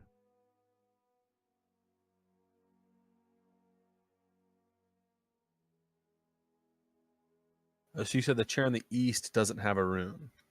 Correct. So it looks like the rune that's missing is another number 5. Mm-hmm. Do I have anything to write with or to inscribe with myself? I mean, you could take like a dagger or a knife or something and try to etch it in, but I'll see if I can etch that 5th rune into the back of the chair. okay. So you grab your knife, you head over to this chair here, and you etch it into the back. And then what? I'm gonna sit in the chair. I don't think this is a good idea, but I don't know what else to do, so I'm gonna sit in the chair. Okay, so you sit in the chair, and nothing happens. Am I allowed to make a suggestion just as a human and not as some, or no, because I'm not here? I would say at this time you can, because all of you can see into his memories. Wait, really? All of you are seeing everything that is going on, as if it is happening to you as well. Might I suggest corresponding the runes on the heads, like moving the heads around to match the ones on the chairs? Yeah, that could be a good idea. I'll swap all of the plates to correspond with the rune. So You put them on the skeletons. I'll swap all the plates to where they match the runes on the chairs. So 5 will go at each end, 2 and 3 at the bottom, and 1 and 4. Okay, so the one for 5, because there are 2. It is King Stormholm and Lady Gladamain. Which one is in which position? I'm sorry, can you repeat that one more time? Yep, I said that the 2 with the same rune are King Stormholm and Lady Gladamain. Which position are you putting one and which are you putting the other? Well, I suppose theoretically I could move them both to the heads of the table. Since I think the king would have his back to the fireplace because he wouldn't have his back to the door. And if the queen was assassinated, it would put her in the prime position at the bottom. Well, this isn't. There's a skeleton in front of the fireplace, which means that that person is dead. Which, but this isn't the queen. It's not the assassinated queen. It's the lady that. This is Lady Gladamain. This is the ruler of the Gladamain Empire and the one that aided the king after he was attacked. Oh. So these are not much dead bodies, I don't think. I don't think that these this is also not the real head of the lords of Sarenturge. We just spoke to him, unless he died within the night. So I think I agree. The king should be back to the fire. Yeah, I'll put him and the lady at the heads of the table with his back facing the fireplace. Okay, so if that doesn't work, just swap him around. So you reorganize all of them and you match the rune on the forehead of each one of the skeletons with the rune on the back of the chair, and then you move over and oh damn it happened again, sorry. You move over and sit down at the table and nothing happens. Oh, maybe switch them then. Maybe you put the heads on the skeletons because they're headless skeletons. They're not gonna stay. You never know. Well, it's magic, dream magic. Let's give it a shot. I'll try that. I'll try to put their heads on their bodies. Okay, so right off the bat, you click on, or you go over and you grab the skeleton or the head off of the from under the cloche here, and you set it on top of the skeleton here, and the head magically attaches itself. Hey, never mind. You figured it out. Look straight forward. I did it smart. All right, so I'm gonna do this with each one of them, keeping their current seating order. Okay. So you make your way around, leaving the Storm King here to the left, attaching his head to the body here, and Lady Gladamain here. This is morbid. With no skeleton to attach the head. Wait, who doesn't have a skeleton to attach the head to?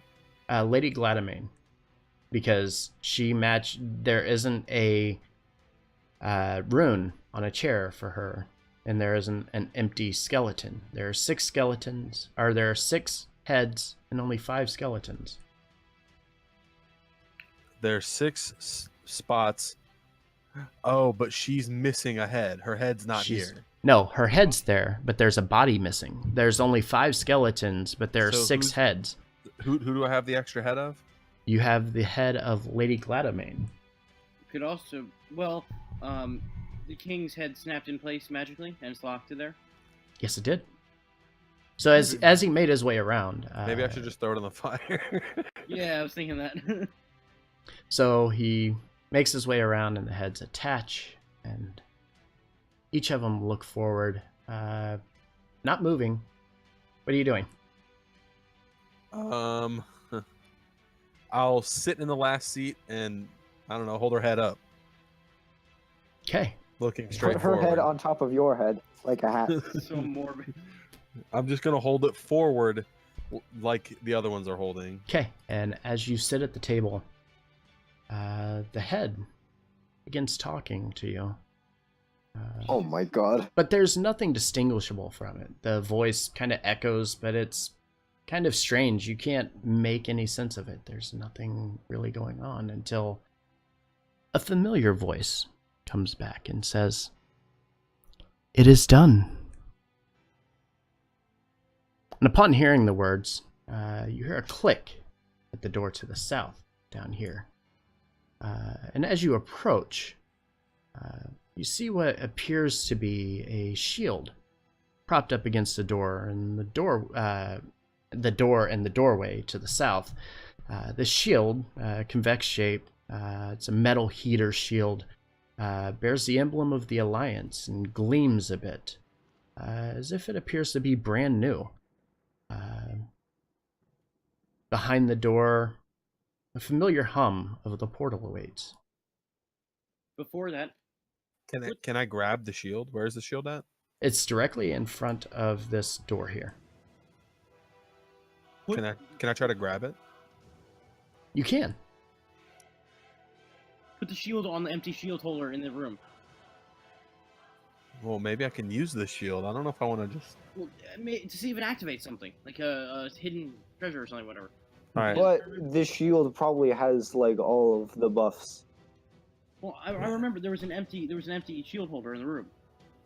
I'll try to put the shield on the empty shield totally. Or substitute a plate. It can't tell the difference. Okay. You walk over to the shield holder, and the moment you place it on the holder, the shield immediately disappears and reappears in front of the doorway. Okay. I'm just gonna grab it and go through the door then. Okay. And I'm gonna like think in my brain. I'm gonna think like, are you guys seeing this? No, you're gonna think in your lungs. And with that, Mostly seeing it, yes. everybody awakens in the morning. You were actually just tripping on acid that whole time. Yeah, no, we're all watching you just like freaking out, walking into walls. What'd you guys put in this dirt? In the dirt. Well, that was interesting. He's like arranging the pirate corpses in chairs, and then like. Yeah, I'm gonna immediately like wake up. I'm gonna like sort of pat myself and pinch myself to make sure that I'm not like asleep still or. Nope. You're wide awake. Inception noises. You're wide awake, and across the room from where you are currently sleeping, you see the shield gleaming in all its gloriousness. Oh, shit. Though you're gonna have to identify the shield to figure out what it does. Well, luckily that's what I have Pandora for. Or, just hear me out. The guy whose head was in the room. He's like, No, I'm not bringing that up to him. He's gonna think I'm crazy. well, you can bring the shield up to him. I'm gonna grab the shield, and then hand it to Pandora, because I assume that you know what this is because you were in my brain. So Hold on, I don't. we're sleeping in the same room. Heck yeah. What? Oh, Pandora's definitely not there. Yeah. Well, I'll come. So- I will come find you, and I think either way, you would know what I'm doing when I show you the shield. We're just gonna say you guys are over here at the manor, the Paradris Manor.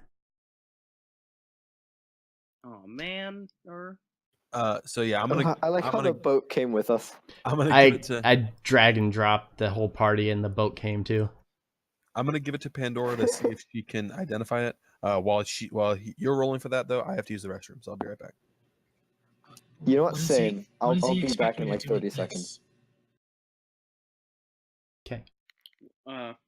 he still has these things to, like, whatchamacallits. No, Yeah. the loot. Mm-hmm. Well, can I just, while I'm awake, and it's just me, I'm not involved in what they're doing, What do I have? Do I have the 70 gold from the dirt chest? Yes.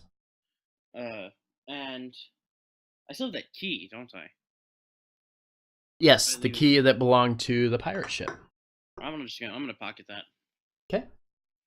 Should I add that? I'll add that to my inventory. You are welcome to add it to your inventory. You never know if it'll come up later. We just keep watching, Ominous intensifies. watch it just be a skeleton key.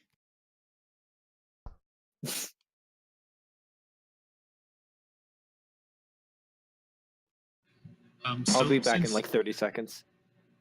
So We're since he ready? plopped this shield down, interrupting some casual, stealthy graffitiing that she's doing to this guy's, probably under his table.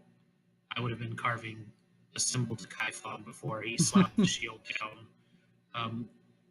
I guess since I don't have identify, sorry for the chime. I guess since I don't have identify, can I do Arcana to try and get an idea? Sure. You can go ahead and give me Arcana checks for the 3 items that you guys picked up.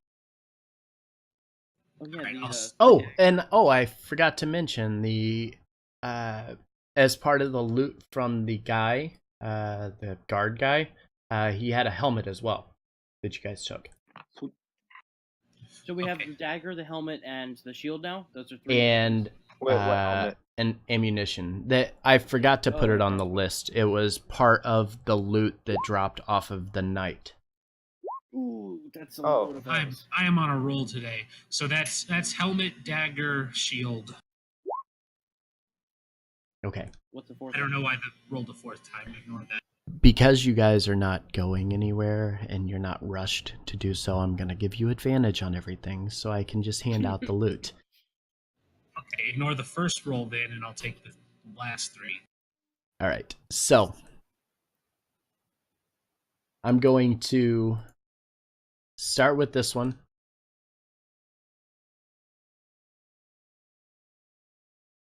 What? And I'm moving the loot around. And I'm going to let Pandora decide what she is doing with the loot. Is Since- something supposed to be moving on the Roll20 map or just? Nope. Nope. Okay. No, just Pandora sees it all and knows it all. It's in Pandora's journal currently, so she can decide if We what also to do still with have it. that pirate tied up, right? That was unconscious. Yeah, but Where did we get a helmet from? that was part of that loot from the night. Okay.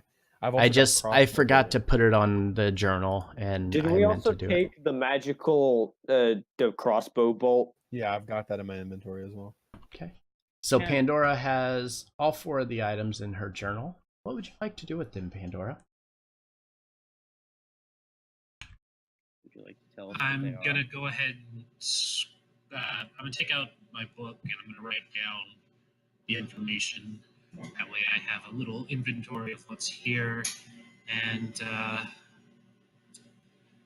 these arrows are just magical. They're not anything special, just basic enchantments on them.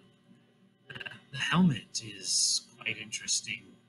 It will make you look very intimidating. But outside of that, I don't see much use to them. The shield is animated, so you don't have to wear it. It'll just. We used to call it dancing, but I suppose some PR move made it animated now. The dagger is naturally enchanted to have poison on it. I claim the dagger. Please, please. Yeah, I figured you would. Here, I'm just gonna hand over the dagger to him. So who's getting the dagger? That sounded like Skinner and Skatarneth. Katana. Okay. So Wait, hold up. If it's dancing, you don't have to wear it. Animated, usually you just give it a command word and it just floats there protecting you. Oh, That would yo, be- that's cool. Pretty. which Good allows you to go two-handed afterwards. Might I recommend that goes I- to Kaisis? I can use monk things. I don't know. This is It'll stay animated for a minute, and it's out of character. It's a bonus action to activate it, but it stays with you for a minute. Might I suggest Kaisis get that? And Well, at least right now, I think it might technically benefit him slightly more than me, only because my only melee weapon is I don't think I can wield two-handed. What weapon? I only have a short sword that I use.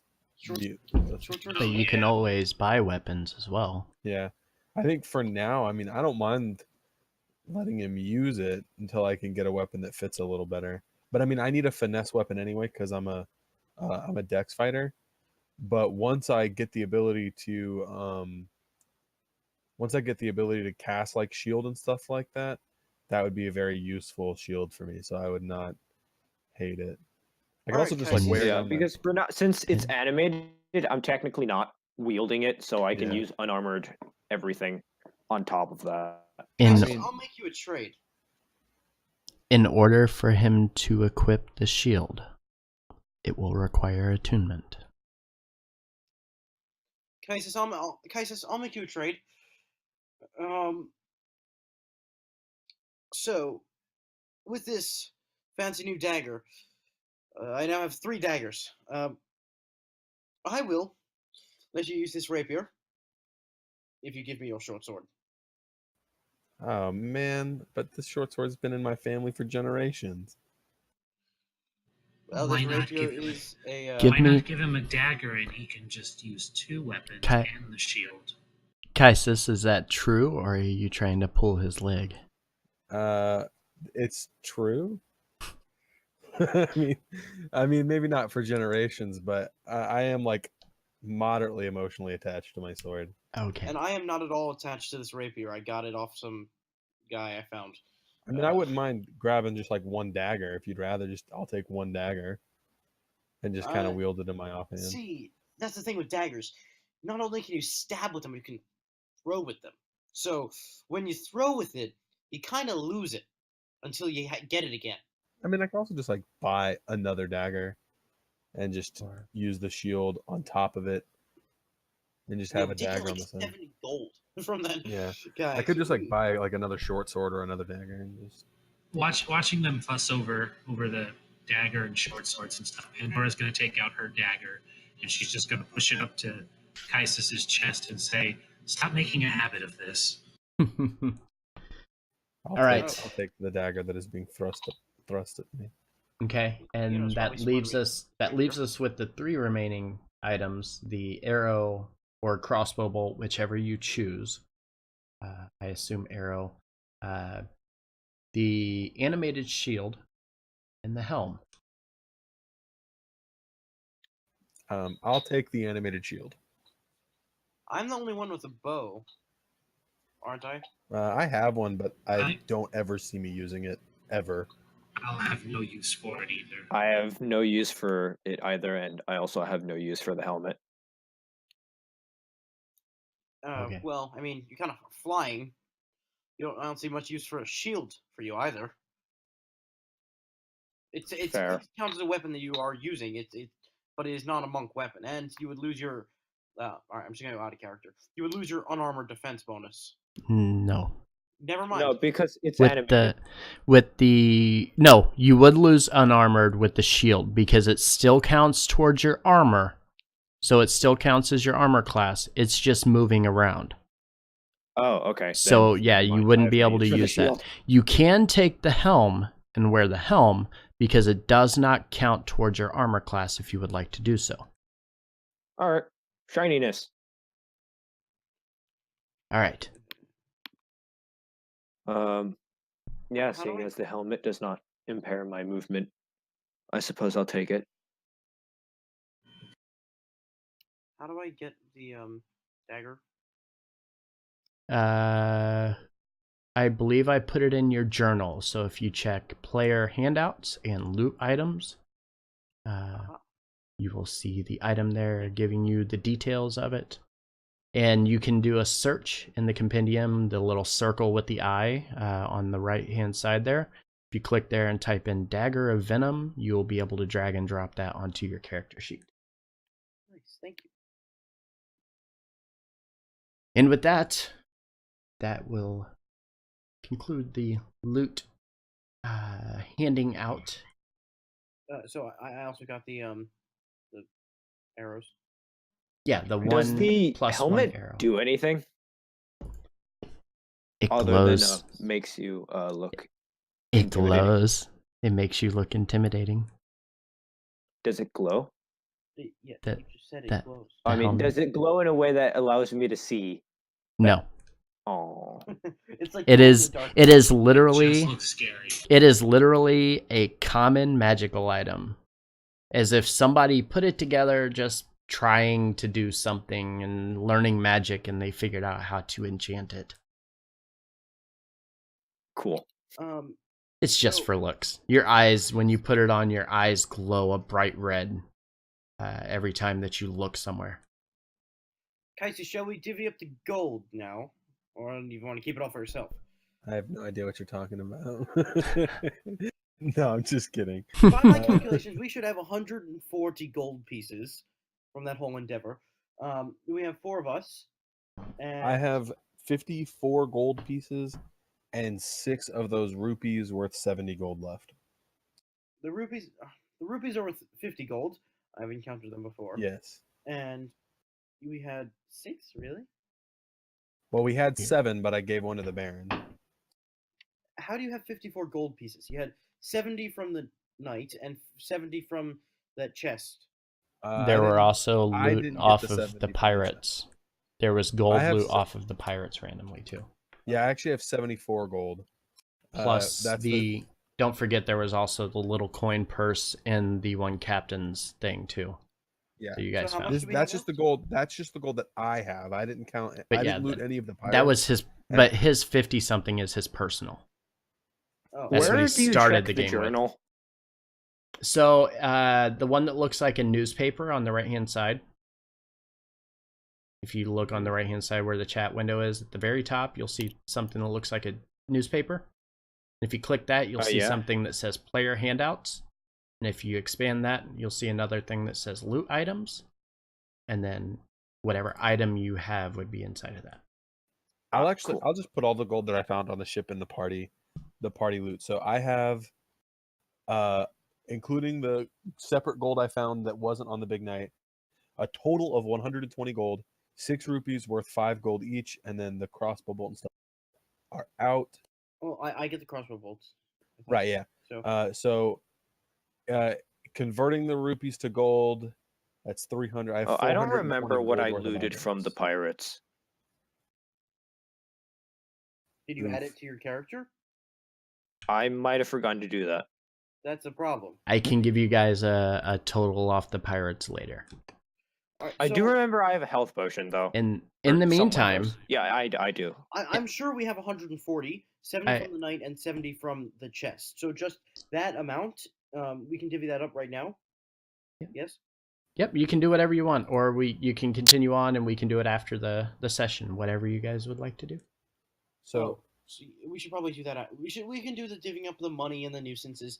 I can- nuances after the session. We can say With what I that have- you're doing it now, but we can just do it at the end of the session. Yeah, that's fine. We with don't really with have what to I do it have, right just to finish it, if everybody just wants to write 100 gold, that is like an even split of all the gold I have. now. We didn't. So if- We didn't. Yeah. Does that that's count just your for my personal? gold. Yeah, yes, but it's We're fine. not taking your personal. I mean, it's not really my personal. It's just the gold I found separately from the night. I don't really mind. Okay. Okay. So well, How everybody- much gold were we I'm up. supposed to start out with? I put 50 just automatically. You could roll for that to start the game. There Okay. on D&D Beyond, there's an option to go into currency, and it'll tell you what to roll to figure out what you would get. Usually they just gave the starting gear or the gold. So if you pick Yeah. the starting gear, you didn't really get any leftover gold aside from whatever was given in your And- background. And I will give you guys both. If you haven't already done so, you can go over and add that to your character. All right, hold up. I'm gonna roll that. I don't know where to roll it. All right, so D&D Beyond. We can do this after. yeah, Yeah, I'll do yeah, it and we later. can chat about it after. So with all of this, you guys have now experienced a very strange situation with the visions of Kaisis kind of mimicked into your brains, and it was almost as if you could talk to each other. You could hear Kaisis could hear the voices of his party, and could hear other voices and other people, and the distinguishable same voice that you heard from the portal at the end, which said, "It is done," when he sat in the final chair. What would you like to do? I'd like to leave. Not this entire place, but our little meeting circle that we're having, Okay. and go find the pirate that we tied up before. Okay. And he's actually being held here in the manor. Never mind, I wouldn't leave. Paradris put him away in one of the little hut up here, and has a guard on him just to keep him company. I guess he's not moving. He's not doing anything. He's settled in. So I go in. I can tell the guards to leave. Yeah, yeah, and they'll nod and step out, and they'll wait right outside of the room here. So do you want to tell me what you were doing here? I'm doing a job. What are you doing here? I mean, what were you doing with your ship? What does any pirate do with a ship? What do you do with a ship? Alright. I'm a seafarer as well. What does a pirate do with a portal in the bottom of their ship? I don't know what portal you're talking about. There's no portal on my ship. Why were you armed with the king's weapons? We get weapons wherever we can get them from, even though you're not in the room with him. I can read minds and talk telepathically. You can? Can you? Yeah, that's actually a thing for. Oh, the so bad one. okay, so that changes it because now he is hearing a voice, and he is panicking. Oh, yeah, he thinks it's me. He thinks you're trying to get into his head, Skatarnith, and he doesn't realize it's another person, and he's like freaked out, and he's like back against the wall, like hiding and cowering. Can I make an intimidation check? Yeah, absolutely. So just for clarification, it needs to be 30 feet. So I'm not You wouldn't there, have but reached I'm nearby. Yeah, well, So- I'll say you were right outside. You followed Skatarnith over there, and you were listening in. Yeah, what are you trying to intimidate him for? I'm trying to get the information on him, what he actually knows. What about the portal? He heard the voice. I presumably heard the voice too, and I know it's Pandora. Listen, I just do my job. I don't know anything about a portal. I stay up on top of the deck and I clean the deck. That's all I did. And then they gave me a sword and they told me to attack this city. I have no idea why you are bothering me. He's panicked. He's freaking out. Or is he just lying to get out of it? Is he telling the truth? Give me an insight check.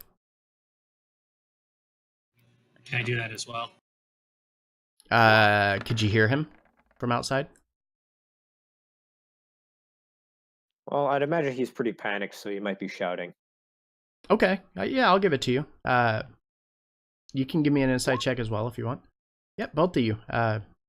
He is being as honest as he can be. He is terrified. He wants nothing to do with you. He just wants to go home. He was here for a job, man. Not even supposed to be here today. Alright, look. I can tell you respect the rules of the sea. You do what you're told. You listen to your captain, is that right? Yes, that's correct. What's the name of your captain? The name of my captain? Do you ever work with any pirates? Don't you just get onto a ship and just go? I try not to work with any pirates, no. Alright. Here's what we're going to do. Give me an insight check. Okay. Hold on.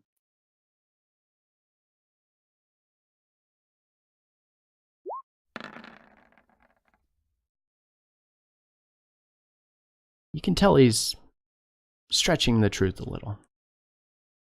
Well, I don't really care. All right, here's what we're gonna do, sir. What is your name? My name, my name's Crod. Crod. Crod. You have no home anymore. You have no ship. You have no means of getting back to where you came from. What you can do is stay with us and help us. We'll let you off for doing whatever you did to this little town. If, and only if, you remain loyal to us. Because we'll have you know. And Pandora, can you like say something in his head too? As I'm saying this, like you can hear me. So like, can you also hear my thoughts? Yes, I can hear you. And stop Alright. thinking that. So I'll think to you to like echo what I'm saying to make him more scared. Like to make the double voice thing. I do so for sure. Much Alright. deeper and scarier. All right, so we'll have you know, we can dissect you in a second. Get that? Yes, I get it. All right, Crod, you're with us now. Is that clear? I'm not gonna do any good for you. I can stay and help clean up the town, but I would be no use to you in combat. Can you use a sword? Did I do very well against you? If I may, I could have a better use for him. I don't want to think about that, Pandora. It's probably better that you don't. All right, Crod. You are going to stay here. You are going to stay on on Saren Paradris 24/7. You're going to tend to him. You're going to help him. You are going to fix up this town. You are going to get these villagers into shape to help us. When we get back, if you've done nothing less of what I've just said, you will have met with a terrible fate. Yes, I get it. I will stay, I'll clean, I will build, I will do whatever you say. Just don't hurt me. Alright, Crod. We'll be back. Can I open, like, his cage or whatever he's in? Yep. Cool. So was that a Majora's Mask reference? What? No, what I You will said. be met with the terrible fate. Yeah. So I let him out. I'll tell the guards what the deal is. Guards, he's working for you now. And Keep him alive for us. The guards nod and immediately walk him over and take him inside to Saren and explain the situation. And Saren agrees reluctantly to allow him to stay. Before that, Pandora's gonna catch him by the arm and lean in real close and say, "And if I find out that you've stepped out of line," and then I'm gonna switch to the telepath so no one else can hear it, "I will sacrifice you to my dark god, and your soul will never know peace." And then I'll let him go.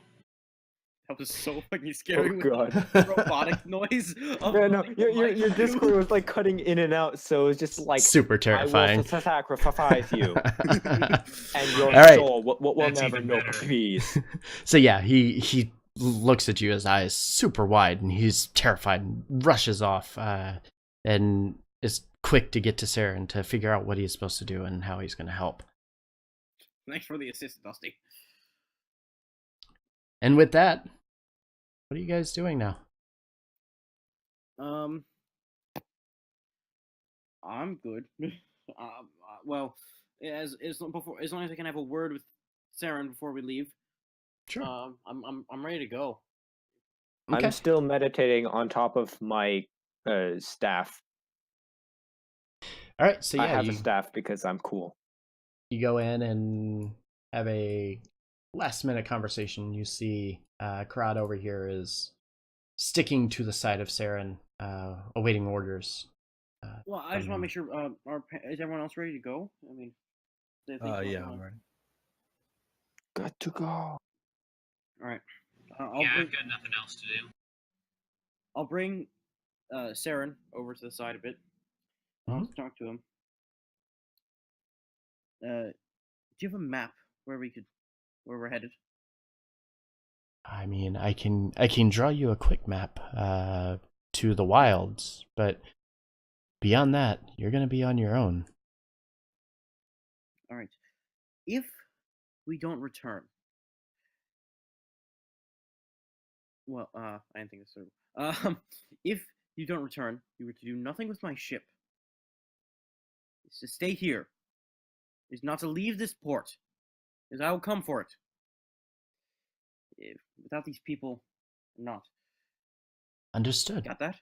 I understand. And if I I come understand back and entirely. the ship is damaged in any way, you'll be far worse off than if with the pirates. The ship is my life. Got that? He smiles and he says, "Are you intimidating the man that is fixing your ship, sir?" Just precaution. And he chuckles a bit and says, "I'll see you when you finally arrive up in Noreen. Best of luck to you." And rushes off. You too, sir. Oh, can I shake his hand? Yeah, sure. I shake his hand. And he rushes off with Crod, and they immediately start repairing the city bits by bit. So you guys are heading to the wilds. The map that he gives you, a crudely drawn map, indicates that there are 3 paths. The path to the right is more of like a hiking trail that goes up through some mountains, and the one to the south or to the left, kind of similar. I'm going to drop you guys back over to the Isles map here. So you see Ashenport here is on your map. You are headed to Noreen, which I will show you is right here. So this island is about the size of like what? It's a decent sized map. You said Clycaire was like Texas. Yeah, Clycaire is about Texas size. This is probably close to Kansas? like Kansas or West Virginia or something. So you're heading north up here and you go along the coast. There's really not, you can't miss it. There are 3 paths, but they're kind of hidden into the brushery here. One is like a super tall, like a foresty area that'll eventually lead you back this way and takes you back to the southern coast here. The other takes you over towards the far northeast coast, but it's basically, like I said, it's kind of a hiking trail. It's not really going to lead you anywhere. So he draws you out the map for the straight point going straight into the Mystic Wilds, which is the area just north of you here. It's actually right here between where you are and Noreen. It is a Let's see where couple. you're pointing to. You don't see the little blip on the map? I see Noreen and Ashenport, Nope. but I don't see the here and there. Oh. Okay. Oh, Let me see, now can I see a line. No, that's Can me. you see the blip? Now I see a blip. Okay, so yeah, it's in between Ashenport and Noreen there. All right. So it's about like a 2-week journey. Yeah, no, it's a couple hours from Ashenport up to the start of the wilds. Oh, I meant total to like Ashenport to Noreen. It's like 2-3 weeks. Nah, Walking. maybe a couple days Oh, tops. okay. Couple days tops. So yeah, you head down the path that Sarah kind of lays out for you in his crudely drawn map. And like I said, it takes you a couple hours and you make it to the wilds. However, after a little while, everything starts to run together. All the trees look the same over and over, sticking to the straight path ahead of you. The sound of wild animals in the distance, though really not much else. Until randomly, the sound of a flute can be heard off in the distance. It's the Pied Piper. At first, you pay no mind to it. You continue down the path. But the path starts to get a little harder to find your way through. The trees feel like they're closing in, and the path narrows, and eventually your little rock and dirt path will lead you into what looks like is kind of like a grassy, overcast area here. Give me just a second. I need to move you guys to your next location.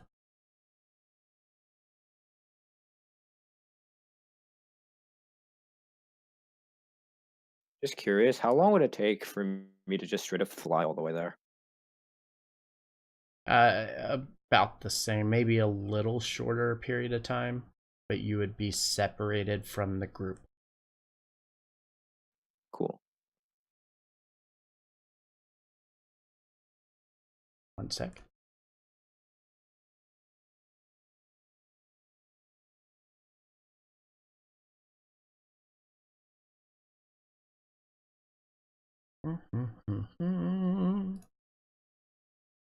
Okay.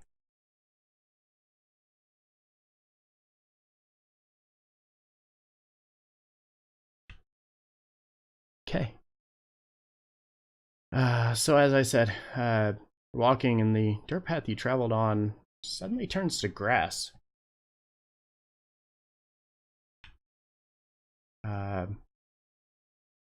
To your west, you hear the sound of the flute being played very loudly, with additional pathways to your north and your east.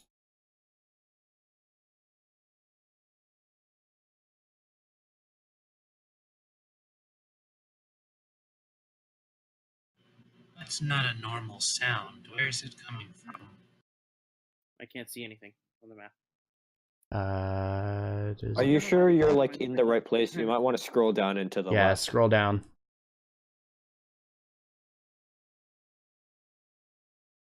All right, I see it. Also, DM, you can reposition them by holding shift and pinging. It'll drop wherever you ping it if you hold shift. Oh, okay. All right. Can I? All right. So we hear this flute, right? Mm-hmm. And that's it. Yep, you just hear something playing a flute. Sounds like it's coming from your west over here. Okay. Yep, so that direction. I'm just gonna. Can I keep advancing? You can. All right.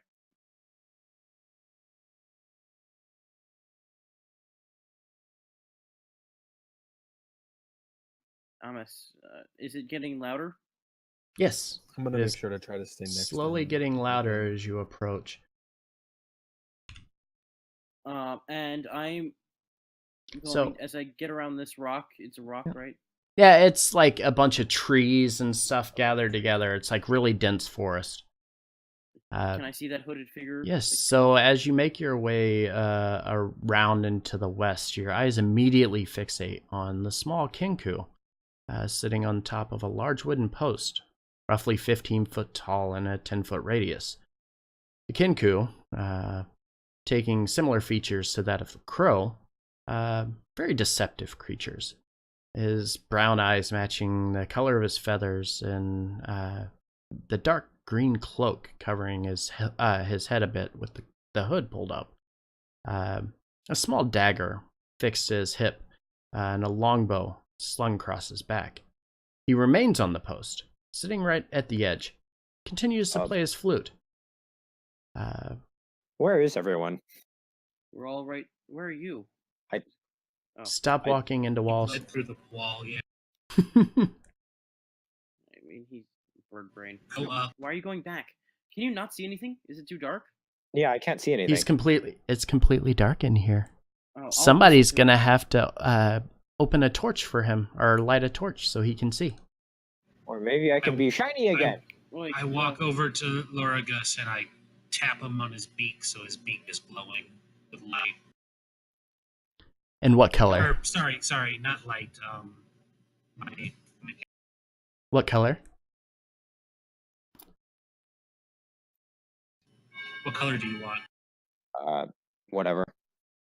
Pink. Kim, Bright that's the pink. wrong answer. It's gonna be pink. Well, I suppose I asked for that. Okay. You are now Press yes glowing for pink. awareness. Can you see now? Yeah, we're all good. Okay. All right. Can I Um, whistle at this Kenku, like a sort of sailor's whistle, like you know how that is. Sure. can't whistle in real And life, so. you whistle, and he looks over and he continues playing his flute, not saying anything.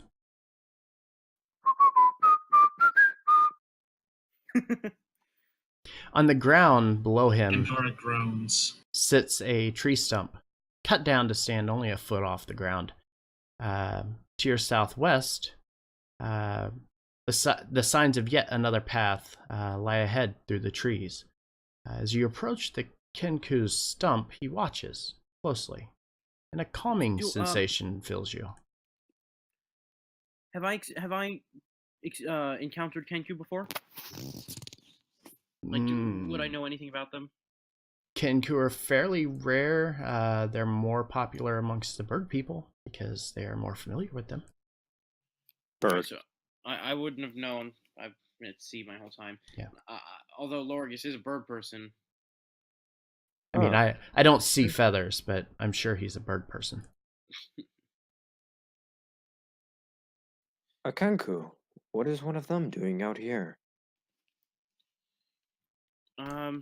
So as I said, guys, as you approach the stump, he watches, and a calming sensation fills you. Good sir. I believe it's a sir. What are you doing out here? He doesn't speak, continues to play his flute. Do you speak common? Can I try speaking to him in Elven? You can try speaking to him in anything. I'll say the same thing, but in Elven. Okay.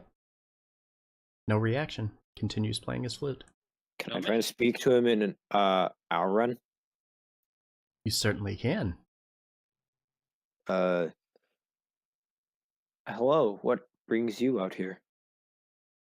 And he stops playing his flute and looks down at you. And smiles. And says, "Come join me." And then continues playing his flute. How do you smile with a beak? You know what I'm saying. Opens just a little bit. He's a duck Kenku, so he has He's teeth. a duck. And what language did he say that in? Auron, yeah. It's the bird people speak. And when a Pandora Kenku can speaks, understand that, right? just you guys. No, I can only read everything. I can't speak it. Yeah. Wait, Featherhead, did you catch that? What did he say? He said to come join him. By all means. I'm gesturing at Lorgus. Have caution. It's a stranger still. I guess I walk up to him and So see what happens from there. Go into the stump. So hold on just a second here. Go into the stump. So as you walk up here, the light starts to glow around this tree trunk, and you step up on top of it,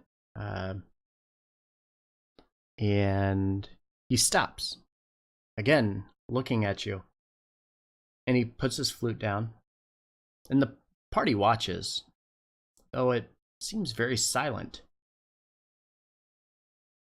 And that's where we're going to continue our session next week. Or in 2 weeks. Another cliffhanger. More like a stump hanger. Stump hanger. You. All right. You've done that. Get ready for the next session. Oh, get ready. Is this guy good? Is this guy bad? Oh, it's going to is get this? real good. We'll find out. Maybe he's Real high. good.